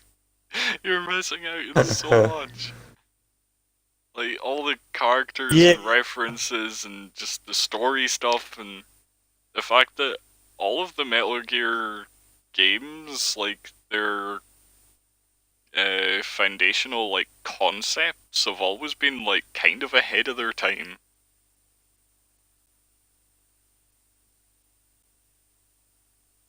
So, like, playing it today, Like, you'd be like, yeah, that's like a thing that happened, but at the time it was written, it was long before any of that sort of stuff did happen. Yeah. Stuff like in Metal Gear Solid 2, like a big part of the plot of that game was the idea of the age of like digital information and like media censorship and like organizations and governments controlling what the public knows about in order to influence their states of mind and stuff like that. And that was like way back in the early 2000s before that really became much of a thing.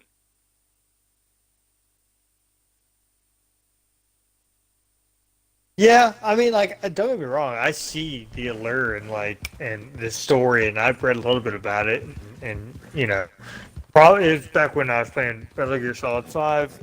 You know, just reading up on some of the lore, and yeah, I mean, it definitely sounds interesting, but it's one of those things where it's like I'm already kind of caught up in like other things. Like I have like different franchises of games that I follow, and that would take precedence over that. And you know, it's just it's like I'm either gonna play a Fallout or an Elder Scroll game regularly, and then that coupled with Smite, any other like game that comes out that's like a one-off that I'm really looking forward to at the time, like I'll probably get that. Like hell, even if a really good Metal Gear Solid game came out tomorrow, I probably wouldn't play it right now. Like, it's just not one of the franchises that I really play or look forward to, and just stuff like that. To change that. Yeah.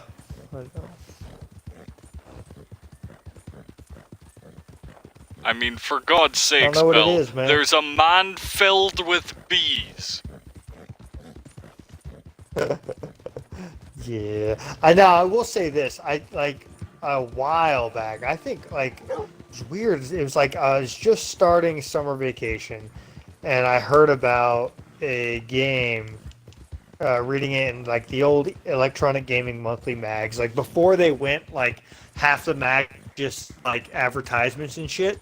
They actually put legit journalism into the games. Like I remember some old EGM mags would be like fucking almost like novel length, like 200 plus pages, and I mean there'd be lengthy like multiple reviews on a game.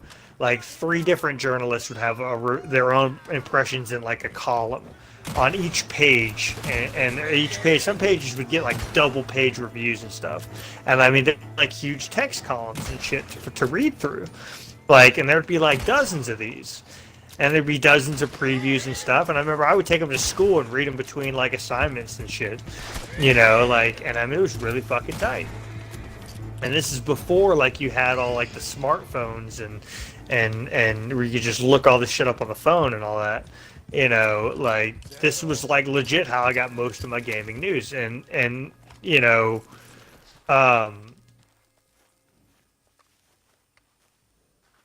that's right. I was like, where was I going with that? I remember Guns of the Patriots, I think. What was the one where you had to fight the guy who was a sniper? And it was a really interesting sniper fight where, like, the guy would just, he would kill you if he got his bearings on you, like, in no time at all. And you had to find him. And he was like an older guy. Like 2 iconic sniper fights in the Metal Gear Solid series. The first one was in Metal Gear Solid 1 against Sniper Wolf, who was a very attractive lady who... No, this one was a guy. Stay still for literally weeks at a time. The one you're thinking of is the End in Metal Gear Solid 3. Yeah. Who was like well over 100 years old and photosynthesized. That's awesome. Reading about that fight and a review's experience with it, and I was like, damn. But that's one of the things where it's like you'd have to play through a lot of stuff you'd maybe enjoy so much to get to something like that I would enjoy. Because don't get me wrong, I did look up gameplay for it. It's not like a game that just completely flew under my radar, and I just refused to learn anything about it. I did watch gameplay of it, and it wasn't my thing. That's probably why I didn't really go for it. Make it your thing.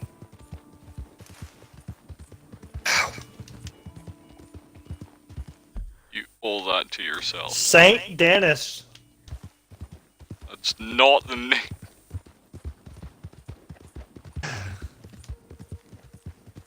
I feel like I'm just going through the motions on Red Dead. I don't have anything else to play. Kind of sucks. I just gave you an entire game I franchise to play. No, I kind of blew my budget for the rest of this month and next month probably on entertainment on the fucking Power Armor Edition. I wasn't expecting to find.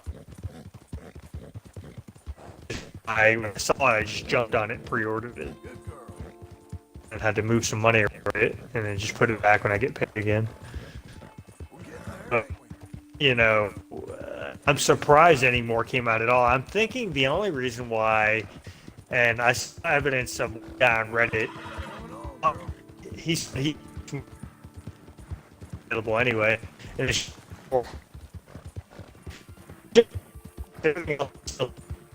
but there's still Fallout 76 for Xbox. And it's mostly just because it's like coming with that giant fucking helmet that's like on scale power armor helmet that I just want to put on a shelf. Like, because I've gotten every other Falmart. I've gotten every other Falmart, Jesus, I can't. Like, I've gotten every other Fallout Collector's Edition. It's like, I was that this wouldn't, because it's almost like it's an event when a collector's edition for Fallout comes out. Because I remember getting mine for Fallout 3. I remember getting mine for, well, I got mine for Fallout 3 after the fact, but I remember getting mine for Fallout New Vegas, which I loved because it came with like a graphic novel and all that. So I don't know.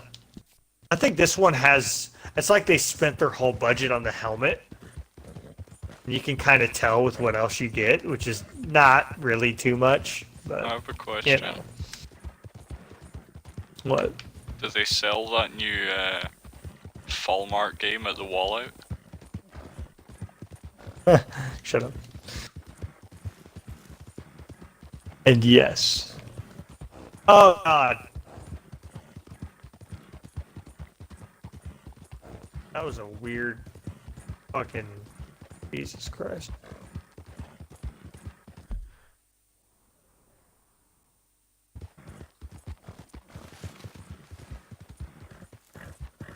I'm sorry, girl. I ran into a fucking wall.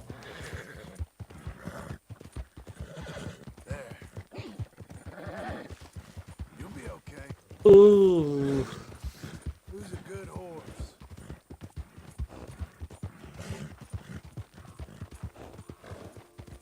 Hey, miss. Jeez.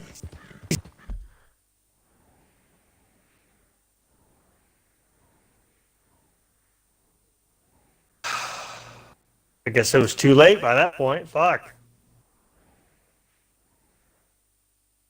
I didn't realize I already ridden into their path. I was just riding the fucking... God damn it. There's another $140.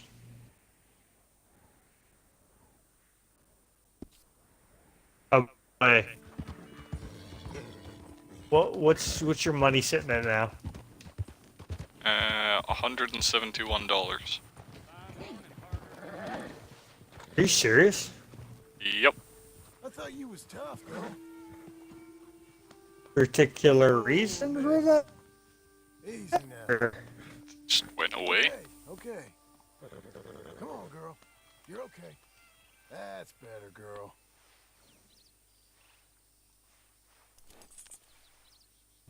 Did I lose my horse? Probably. Oh no! Sometimes when you die, you can lose your horse. Even if your horse wasn't dead when you died.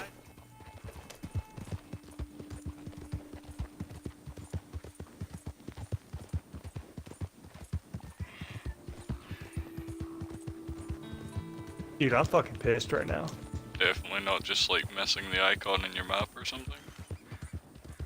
No, this one definitely has my fucking saddle on it, and it's not the horse I was. Um,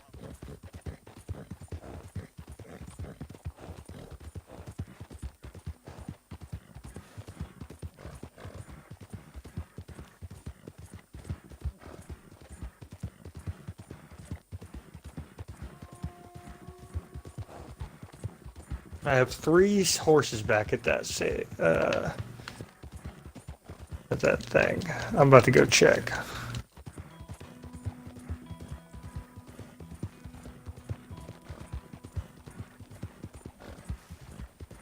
Because I'm on a horse that's got a level 1 bond, and I wasn't on my Tennessee Walker. I was on my Saddler, which is the only racehorse I fucking had. Ain't you fine? Honestly, if it died, I'm gonna probably turn this off.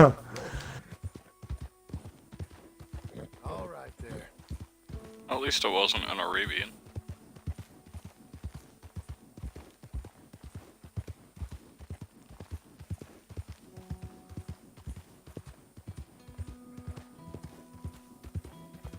Nice filly.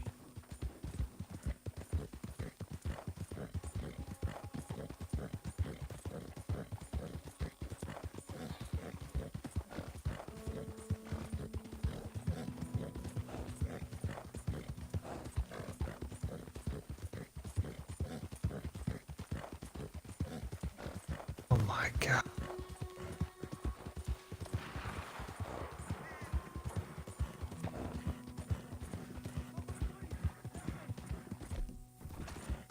One way or another, we're up in this box. Vas a morir.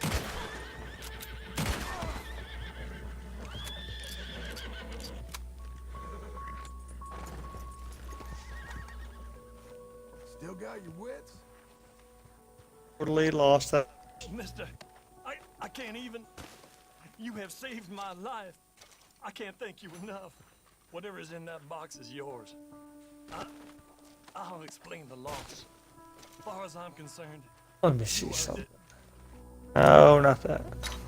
Or load a manual save, maybe. I was waiting for you to say that.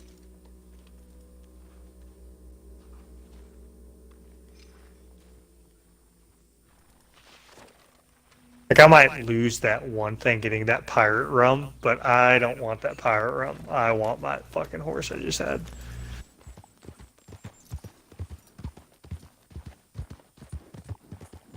That fucking thing was majestic. And it had size comparable to the... I can't remember the name of the breed, but the coloring was just spot on.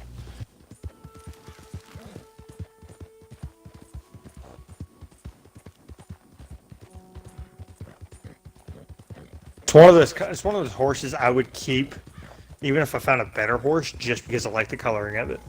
Like some horses that are better, I hate the coat of. It's like I'm not gonna ride it. You know, like because I don't like the way the horse looks. I had 2 main horses I ran with. They were both Arabians. One was pure white and the other was pure black. Yeah, see, and those are horses that I can get on board with and how they look. But, you know. Yes, I'm fucking busy. Leave me alone. Yes, he's Skip. He's got like that charcoal brownish gray. And it bleeds into pure black into his legs. You know, and I don't know, I just love that fucking look on a horse. Paired with all black clothing and an all black saddle, I look fucking posh as fuck.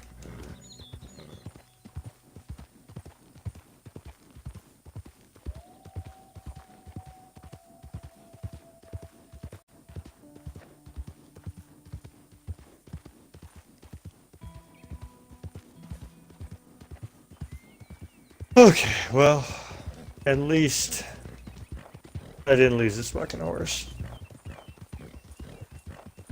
Oh, by the way, look at this thing. I'm an American standard bred. It's got buckskin coat, and the handling is race.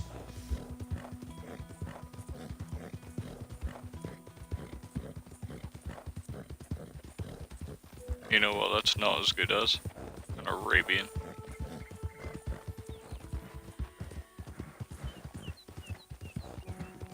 You need to get yourself a nice small horse that rides like the wind. No, thank you. I'm never gonna like believe that sitting on a fucking pony means I'm gonna go faster.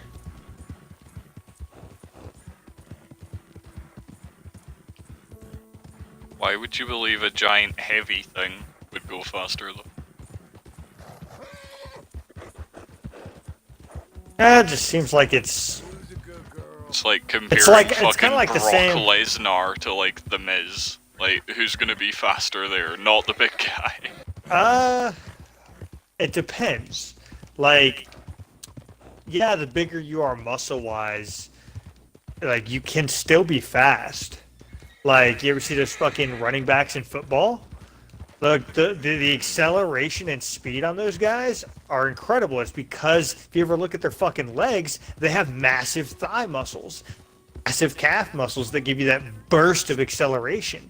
You know, that push off with, you know, that comes with having like massive calves and shit. Like, yeah, you're bigger, but you're also faster because you have bigger muscles that move your bigger body faster.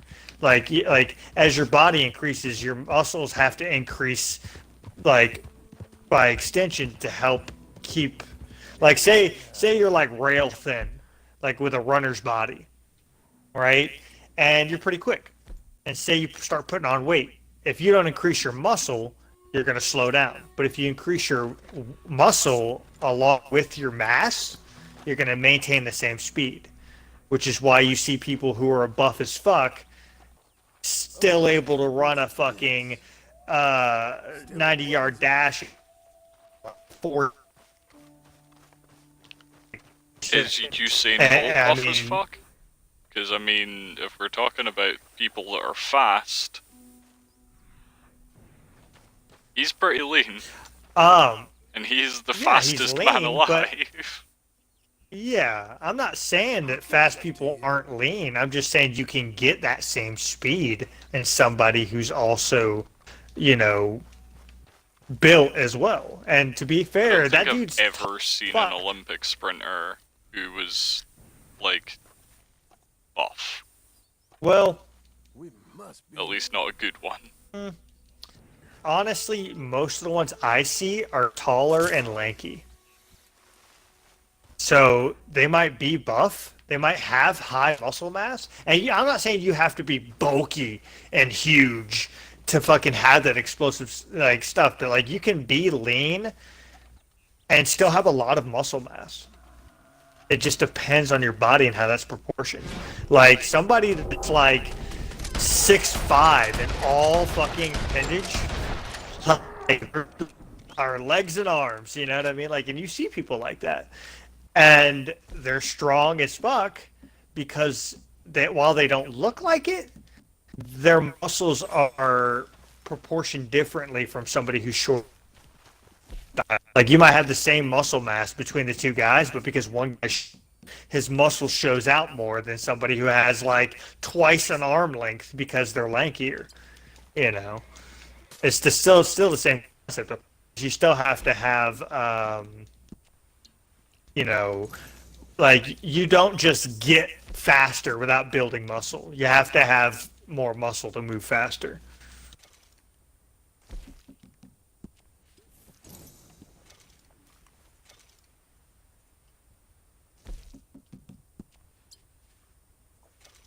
But you only need certain muscles to move faster. Not all of them. No, that's true. Like, I mean, you're really just looking at thighs, calves, by extension, your butt's gonna fucking improve, you know. But like, I think your core is also one. But yeah, you know, I mean, that's why you generally don't see many runners with big fucking biceps. Sometimes you do, but that's because they're not going for biceps; they're going for, you know, running. And the reason why you see so many lean runners is because running is such a fucking fat burning exercise rather than like weightlifting. You're stacking calories. Like with a runner, you may not be trying to build muscle so much as tone and build up like what you call it. You're building up fucking endurance.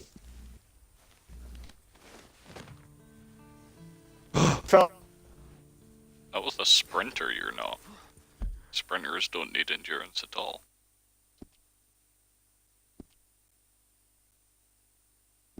What's the matter?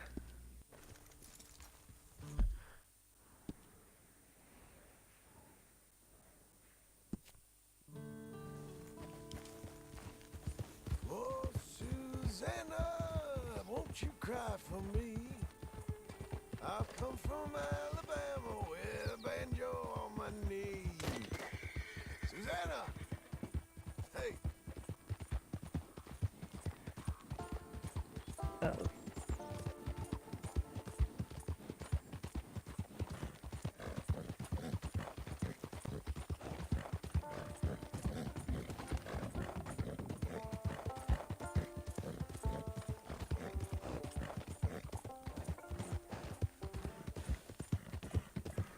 I think I know what I'm about to do.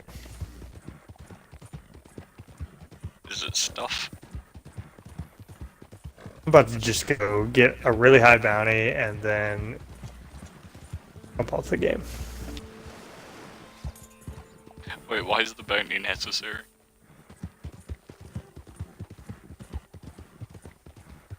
Oh, I'm just gonna go people while wearing a mask, then reload the game.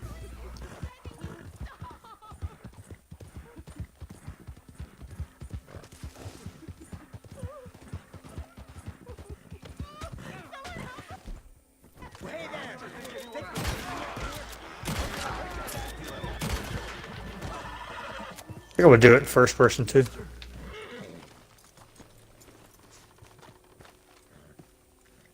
Help somebody!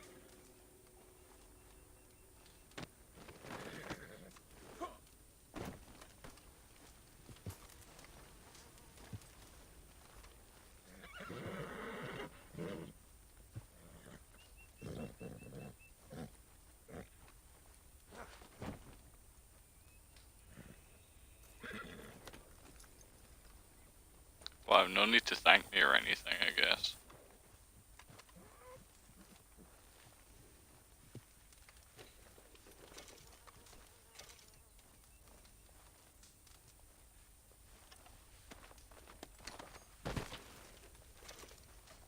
Also, there's a whole, like, 2 gangs you don't meet until the epilogue.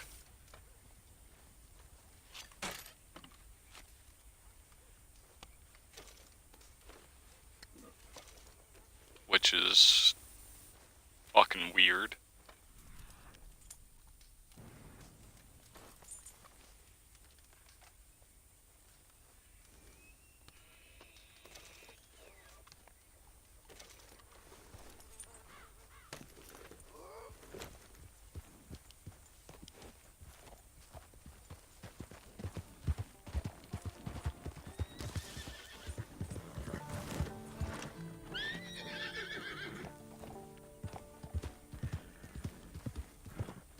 Oh shit, sorry. Yeah,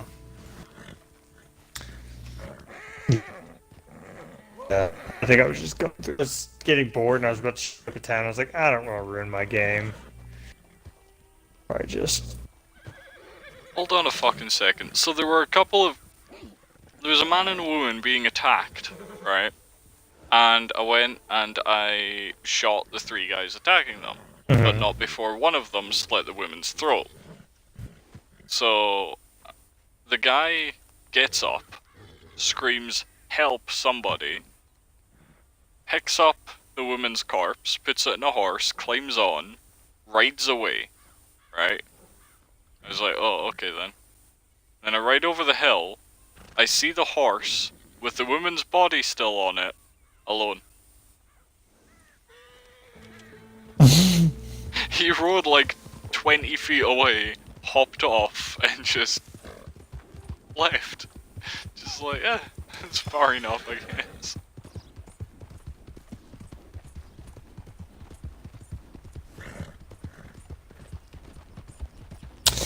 Yeah, maybe that was just to throw you off, and maybe he didn't think you saw him slit the girl's throat. Maybe he thought that you thought that the woman's throat just opened on its own and that he was trying to help her. And then when he got away from me, he was like, okay, I can stop this charade. Probably. Welcome back. So, buyer or seller? Ugh. Okay, let's take a look at it. I'll tell you what though, man. I think I'm probably just about to jump off. Right before the I'll be on story tomorrow though. I don't know. starts picking up. Yeah. I'll probably be on tomorrow, and I'll probably try and push on through that. But I should have known this was going to happen. Like, getting into another game while I was playing another game. Like, you know. Yeah. But You're too easily distracted. we'll see. Maybe I'll. Well, it's like, that's why I can't. It's like with hobbies. It's like I'll go through a gaming hobby, and then I'll go through. I'll go back on that, and I'll get into music, or then I'll go back on that, and I'll get into reading, or TV and movies, or whatever, And like if I'm into one, I'm really not another. Like I was into reading there for a while. I was killing like 3 books a month. I was like, that's more than I've ever read. And then I don't read it all anymore, and now I'm into gaming again. It's like, god damn it. Sounded like you just said that 3 books is more than you've ever read. No, it was like in a month. That's crazy. But then again, there were novel length. They're not like, I was into like these 600 plus like fantasy books. Like there's one fantasy series called The Wheel of Time. Yeah. I don't know how much you read, but like it's a good series and it starts off fucking amazing. I mean, Lord of the Rings level. And it like it hits a stall right about I want to say the 5th book. I mean, it's still. There are like It's a 75 6th Wheel of Time books though. Wait, what? Aren't there like 75 Wheel of Time books? There's like No, a lot. there's like 12, but Exactly. if you there's take like each book, 75. yeah. Well, if you take each book, it probably makes like 3 novels or 4 novels per book, because they're like each book's like 700 pages. It's hard to remember what happens in which book aside from like the major things, because like when you start a book and then that journey to like the end of 700 pages for me is like a 1.5 year endeavor sometimes.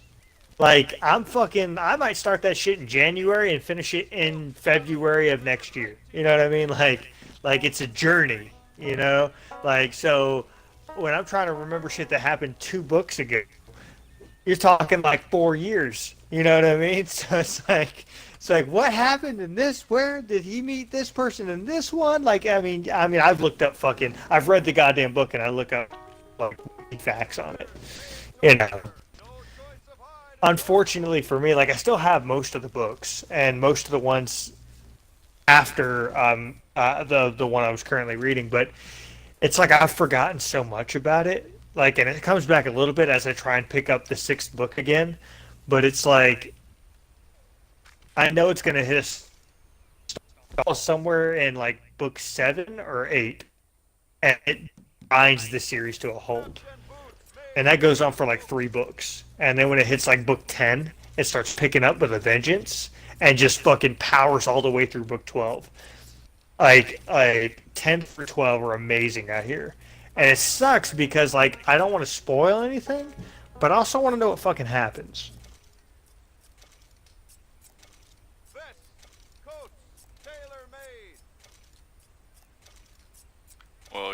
just gonna have to Anyway, man up and read at the speed Well, of the computer. that's the thing. Like, there's a bunch of other novels. Like, I got like spoiled. I started reading some of the Alien and Predator novels and stuff, and then picked up that I read. It's called the 47th Step or something like that, and I realized it was part of a series. And I was really intrigued by. I was like, let's see how this book goes, and I'll see if I really want to pick up the rest of them. And I was really intrigued by the 47th Step, and it was kind of funny because it's like, even though I found out after I was halfway through the book that it was a prequel book and that they recommend you read this first trilogy first, I almost like. I know for a fact because I started reading the first book of that other trilogy they were talking about after I finished the 47th Step or 97th Step, I think. But it's like I know I would have had certain moments like had I read that first trilogy first, like in some of the stuff that happens in the 97th Step. But after reading it, it's like one of those books where the protagonist by the end of the book isn't the protagonist anymore, and that's weird. It's like if you've ever started a book it's like this guy's the main character, like, and you're thinking he's gonna fucking align the universe and shit's gonna get real and peace and fucking love, man, hell yeah, and then by the mid book, like, you're expecting certain things to just happen for this guy, and they don't. And you're like, what? And then other stuff happens. And the guy, you find out, like, as things gradually go on, this guy wasn't meant to play the pivotal role. He was meant to play the supporting role. And for me, like, I never like to play supporting roles. So I was disappointed as fuck until I kind of saw where it was going toward the end. And I was like, wow, that was a really weird experience. Like, expecting this guy I'm invested in to kick ass and then find out this guy ain't the chosen one. He's meant to support the chosen one, and I don't know. It was good. Like the guy that knows a martial arts called Kumite, and he modeled the fighting style used in the novel from Kumite. And kind of added onto it and put some elements to it. And I'm telling you, man, it's like Kung Fu novel, esque, and it's pretty badass. I don't know. That's my favorite. So if I start reading again, it's probably not going to be the Wheel of Time. It's probably going to be that series. Country does Kumite originate in? From Alabama, which is hilarious to me. But he's trained under like people who are from that area. I don't know. It's Asian Islands. I don't fuck. I was hoping it'd be Japan because Kuma's like bear in Japanese, and that would have been a martial arts about bears, and that sounds amazing. Okay, it could fucking very well be. I'm not sure. Like maybe it's like Indonesian, it's like it's kind of like a dance fighting, like where you flow and like you redirect and you attack, and it's more of a fighting style of defense rather than attack, but you can like redirect body weight and blows, and how the dude describes it in the book is just badass. So and the books are only like 200 pages. What's it called, like flowing water, crushing fist, or whatever it is? Yeah. And what's funny is like the 97 is what the fighting style is called in the book, and as you're the steps. Like, you do certain sequences of steps. Like, you don't fight and use all 97 steps each fight. Like, used in conjunction with one another. Like step 6 through 11 might be something you'd use if you're surrounded by 5 or more people, you know, and those steps are named in the back of the book, and it denotes what they do. And the guy gets there, right, and they have the steps on the floor to match, like, and like, it's like, so they have all 97 steps in the training room on the floor, and that shows what you're to, you know, your feet here, and that's how you're supposed to move. And you have to kind of figure out how to move your body and what way and how to use your momentum to get to each step. And the first training he does when he gets there, he's like, I want to see how many steps you can perform. And the dude does 12. And he talks about like what he's doing when he's going through the steps, where he's like, okay, 1 through 6 aren't too hard, but I have to move my body this way to get to steps through 9, and he gets all the way to 12. And he finds out later when he's talking to some dude in the lunchroom or whatever, and he's like, well, it's like 12 for my first time. I should probably get better soon. And the guy like spits his food out. He's like, 12? The greatest person we've ever had. He got a 6. Like, you know, the guy's like, you know, and that kind of further like emphasizes this guy. And even the character's like, I'm the chosen one, but I don't. He's not the chosen one, and he's like this, like the whole book, and then you find out toward the end, it's like the guy actually starts to believe he's the chosen one, so it's that much more like disappointing, I guess, when at the end he finds out he's just setting the seeds for the revolution that the next person that he eventually finds is actuation, you know. I don't know. It's a good, probably one of my top 10 books, man.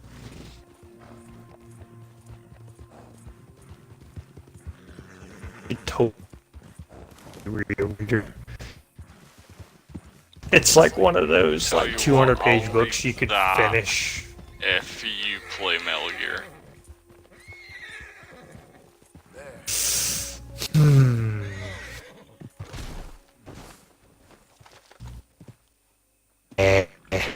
Wow. I would say yes, but I don't know when it would happen. How about we say yes, and it might be 20 years? That's not okay. Too bad. Hey, easy.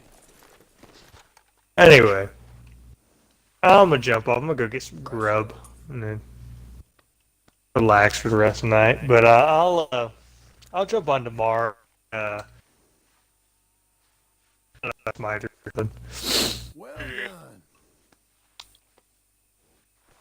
Let's go, girl. And I'll catch you later. Enjoy.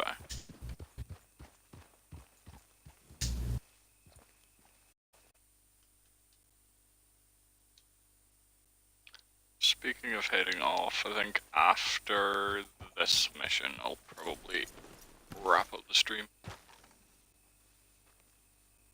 We also need, I forgot, we need to get to a post office at some point and mail off those 2 legendary fish we found.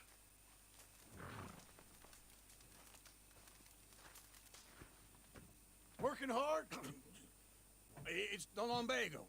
Now, if I overdo it, I'll get a relapse. It's very serious. Get up or get out. You can be so testy. What is it, constipation? Guess you're my proof I'll never quite outrun my sins. You got so sanctimonious in your old age. No wonder she left you. It's like rooming with the King James Bible. Get up! Ow! I'm getting up. Oh, no, wait, what did I have to tell you? I went into town. I got a little drunk. Oh, shit! Well, we gotta go. We gotta go to Saint Denis. Charles Smith is alive, I reckon. Charles Smith alive? Really? I reckon. Unless I dreamed it all, and by the sound of it, not doing too good neither.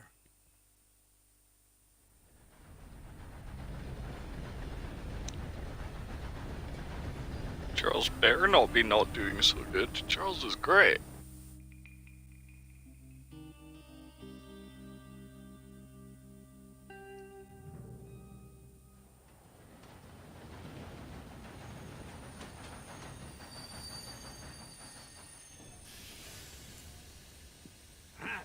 Here we are.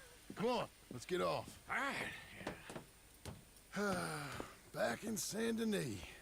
I never liked this place. Yeah, well, me neither. All right. Let's go find that big sour bastard. Sure. Let's split up. Good idea. I'll take the saloons, you take the slum. How about I take the saloons, and you take the slums?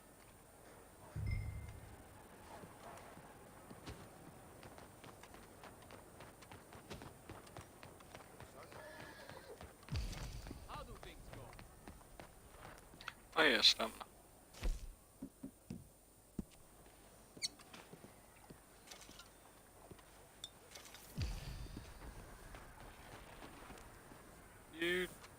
You're not actually hitched. Here! I'm gonna sprint for a bit, just to up the stamina.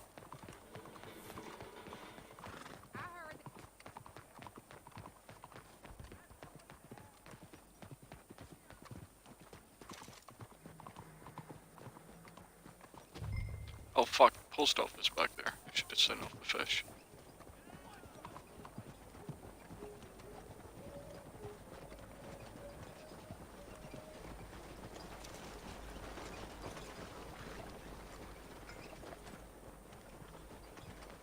Hey, look out! I hope you choke!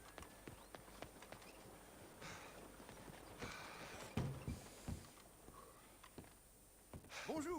How can I help you today, sir? Listen, you seen a big Indian fella? Huh. Indian? Yeah, a boxer. No. Sorry, mister. No. Actually, yes. I think he's fighting, I believe. Fighting out behind Saint Saturnin. Thank you. Thanks a lot. No problem.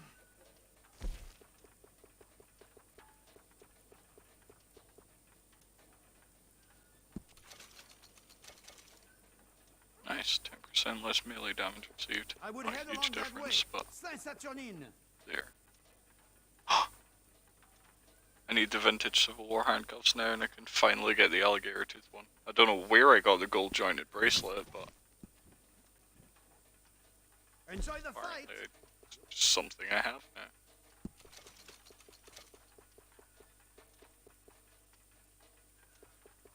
Wait, what? Oh, okay. So you can just buy the satchels if you haven't. I think hunted they for might be starting soon.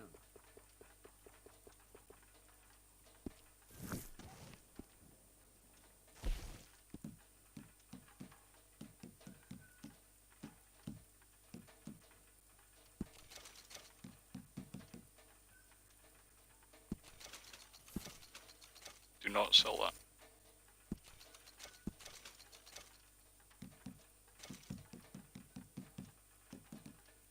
Good. Okay, for whatever reason, I've still got all the valuables, just none of like the food or anything, which is somewhat annoying.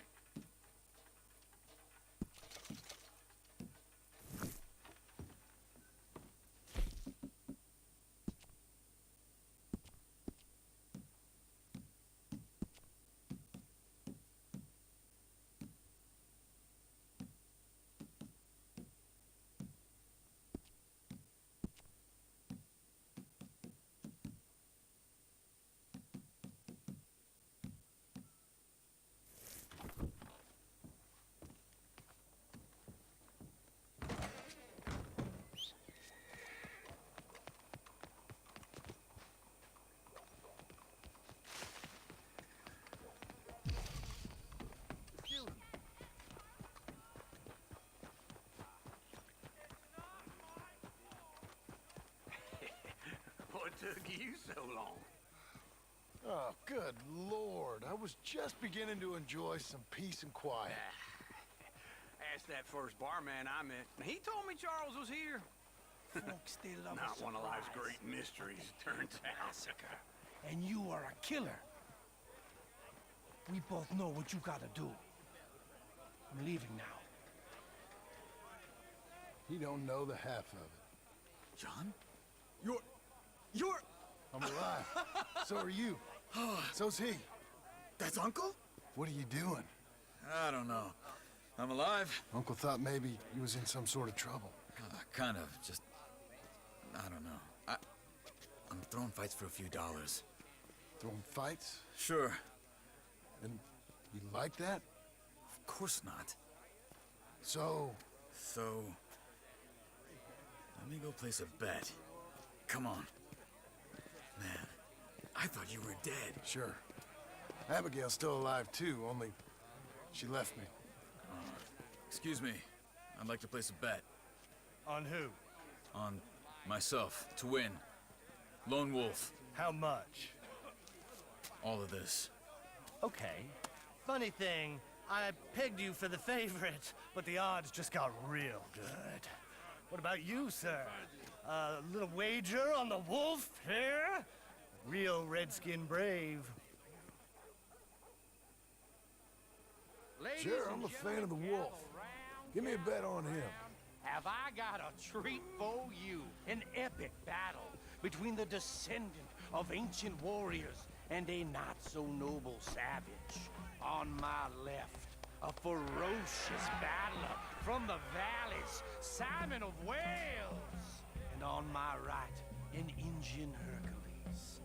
The savage, the untamable, the unbeaten, and dare I say unbeatable, Lone Wolf.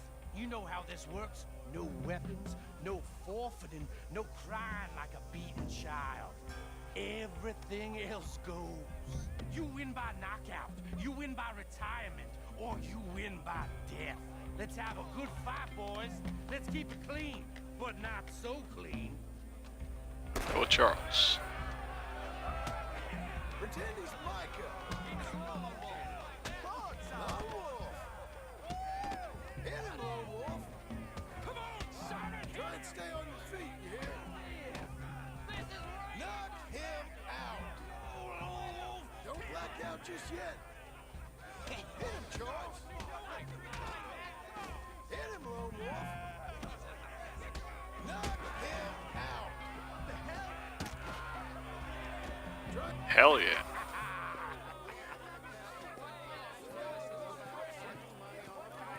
Come on, Lone Wolf. Gotta get you the hell out of here. Hey! Lone Wolf! Whoa! How? Made my month, but you also made some fellas mighty unhappy. So it goes. Here's your share, partner. If we'd just made the bet I said we So you should keen on staying around here or heading off with me and Uncle? But, John, I haven't seen you two in years. I know. But right now, my sense is you just need to lie low. Where? We got a little place up past Blackwater, in the high country. Okay. I gotta grab my baggage. I booked a steamer heading upriver. That's why I was pretending to throw the fight. Okay, boys. I'll meet you at the bridge outside Saint Denis. What are you doing? Oh, just have a few errands to run. You're useless. I am a deep thinker. Be quick. Come on.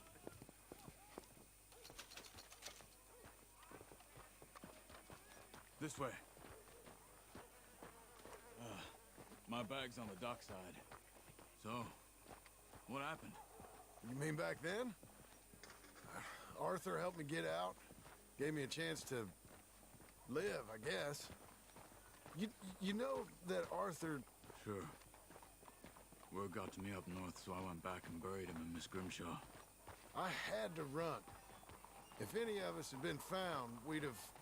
Oh, of course. I understand. He's where he would have wanted to be. A pretty hillside, facing the evening sun. He gave me a satchel with some of his things in it. Remember that journal he always drew in? I got it. I'm a bit of a draftsman myself nowadays. He was a good man. As much as any of us could be. Getting sick like that has to rattle a fella. Rattle him or give him some kind of understanding. What his life was really all about. Yeah? That makes sense. Anyway, I heard all you were dead. Or I might have come looking. And me, the same about you. Dutch? Who knows? Dead? Maybe? I'm not sure. I heard all kind of things, but one thing I know, he ain't around here. I ain't heard nothing real in years since, well, that time. Nor me. And Micah? I hope that bastard's dead. You know, he was the one speaking to them agents. What? Putting them on us the whole time. Or, since before I got off Sisika. They picked up Strauss. The agents. Made a real mess of him. I heard he died in custody. Never said a word. Guess some folk is strong in ways you can't see. Everything that happened. All those deaths. Micah? None of us is innocent in that. Dutch, least of all. Okay? Hold on. What? Careful. Why? Those are Guido Martelli's men. Who? He used to work for Angelo Bronte. I've only been here an hour. Hey. Come over here. What now? Well, you go left, I go right. On three. Three.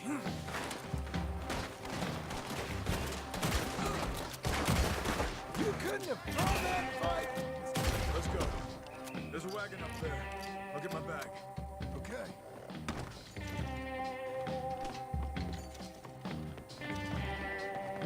Come on, John. I'll drive. Hey-ya!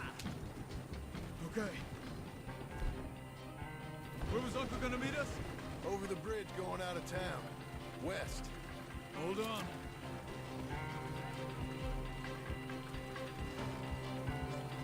You see any law? Not yet. Keep your eye out. Saint Denis ain't short on police. I remember that. Only too well. Anyone? Good so far. Further we get from those gunshots, better chance we have. Of denying it, at least. No. We can't get caught. Martelli has the police chief in his pocket. Jesus. They take us in.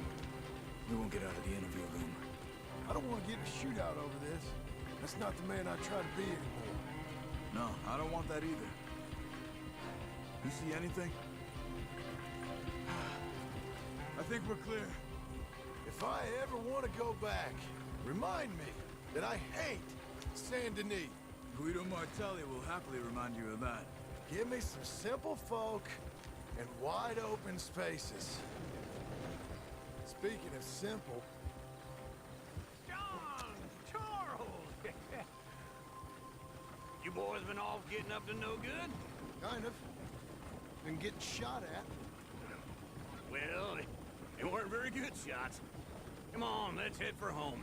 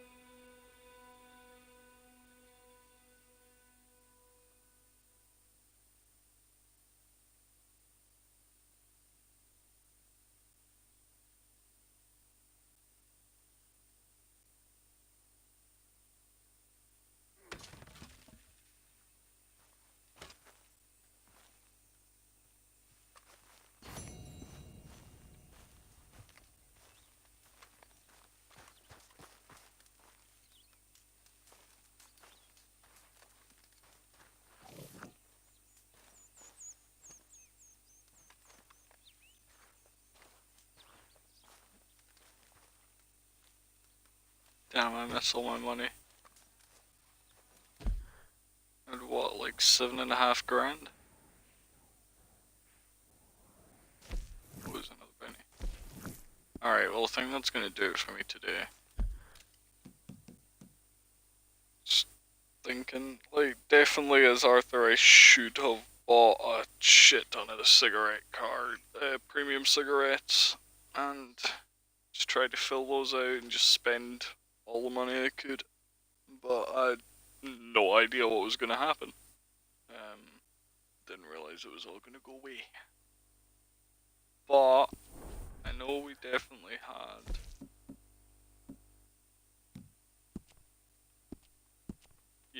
artists, writers, and poets. 1, 2, 3, 4, 5,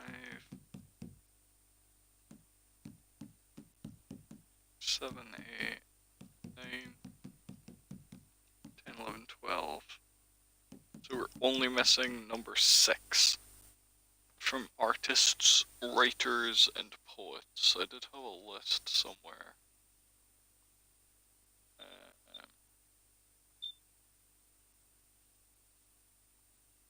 Somewhere. Americans, Fauna, Flora, PvP, champions, artists, writers, and poets.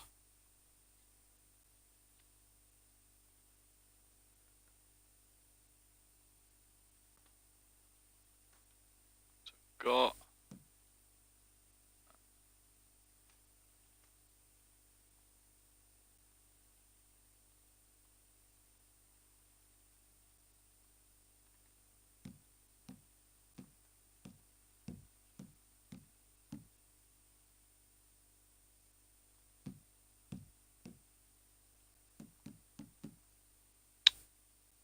that list isn't very helpful.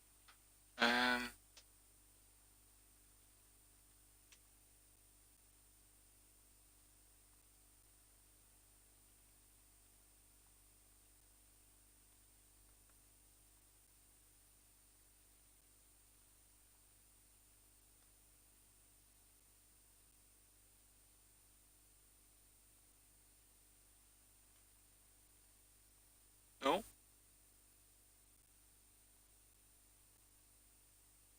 Number 6 can apparently be found just outside of Blackwater. Hold on.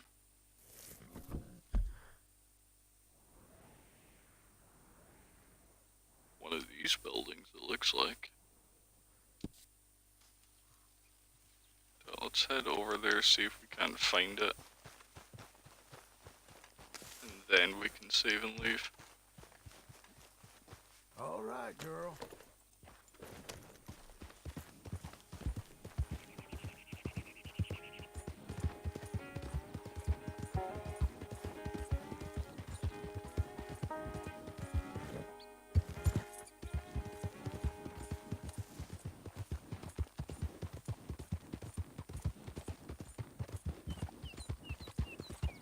So yeah, maybe it would have been better for me to have left, like a treasure map. Left a treasure map incomplete or something.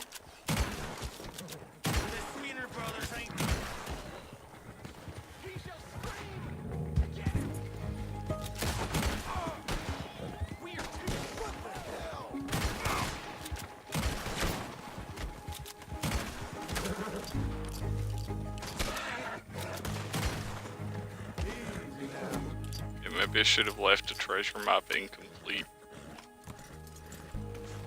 So that I could go grab it as John for an easy few grand.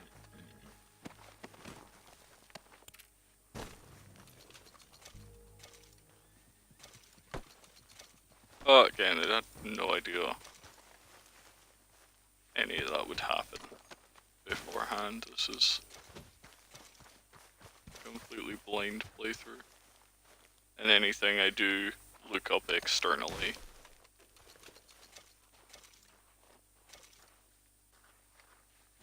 I usually talk about. It's all just been like the collectibles shit. Speaking of collectibles, Come on, lady. we've got another couple of legendary animals, probably 1 or 2 legendary fish. We've got some dinosaur fossils.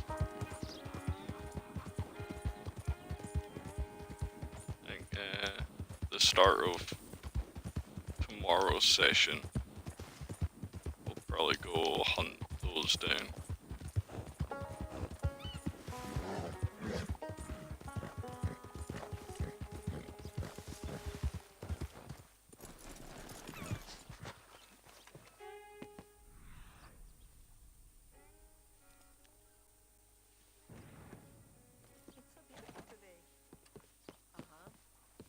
All right. Buenos dias. Out of the damn way! Okay.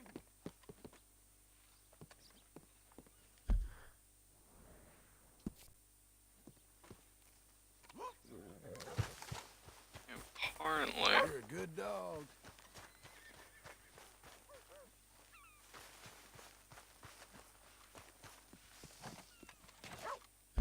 Hold on. Can I get...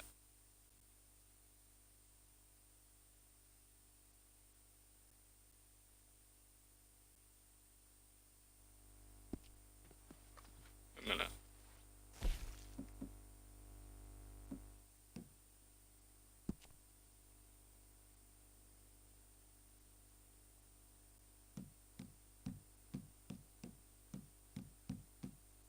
Okay. Above the E in Blackwater is a house with a clothesline, and a nearby table is the card. Okay, so it was this house, I think, is on a table. Oye, cuidado.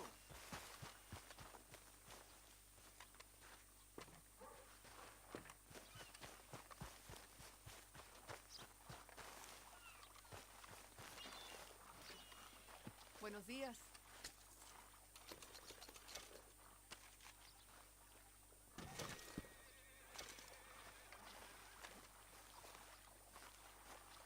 I happen to see a fresh-faced gentleman step out of Wilton's barber shop.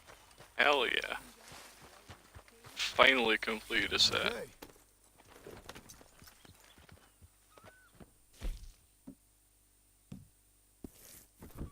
So once we send that set off in the post, we should get the Civil War handcuffs as a reward, and then we can craft the alligator trinket.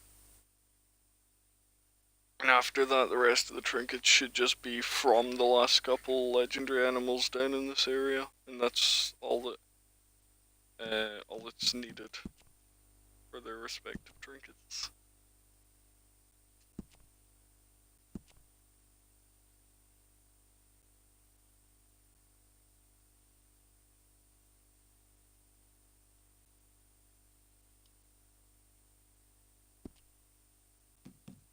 Still only 87.7%.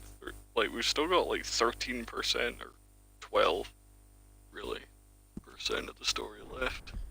Surprising amount, given that's the epilogue. But yeah, anyway.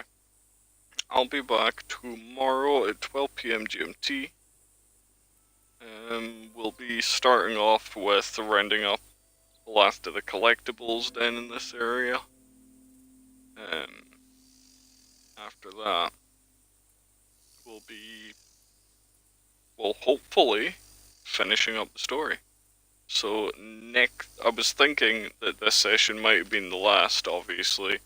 That's not the case, because the epilogue's a lot lengthier than I gave it credit for.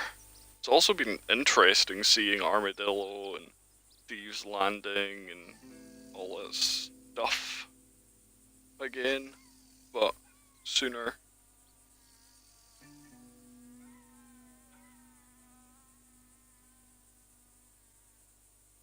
But yeah, next session, probably the last, we'll be wrapping up the last of the collectibles I care about. We are not going after the exotic collectibles, fuck that. They sound like a nightmare to get, because a lot of it's birds that'll randomly spawn in a fairly wide area. And, I'd rather not. I'd rather not run around just shooting every bird out of the sky in the hopes that it's the right kind. Especially since you need a total of like, what, 35 or 40 feathers from like 6 different species of bird? It's, no. It's more work than I'm willing to put in. But yeah, besides the exotics, we're going to be getting the rest of the collectibles, except the other cigarette cards as well, because fuck those, really.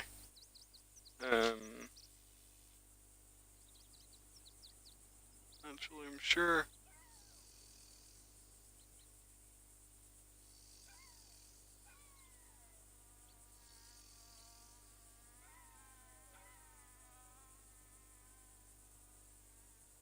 Yeah, what are the rewards for all of them? Let me see. Is there anything I care about? For the Gunslingers and Outlaws, Special Snake Oil, $50. Not worth it. Stars of the Stage, Small Jewelry Bag, $50.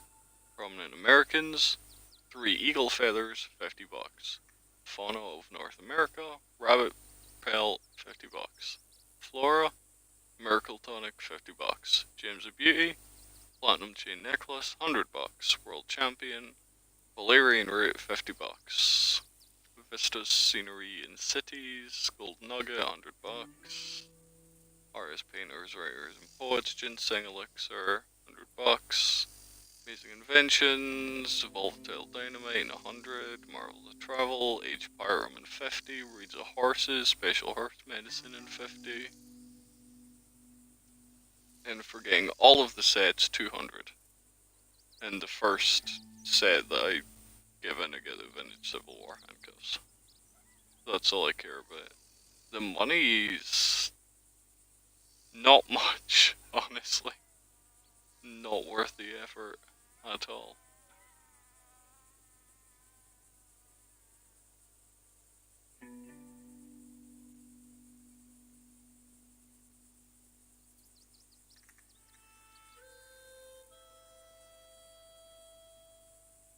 Alright, so yeah, like I said, I'll be back at 12 PM GMT tomorrow.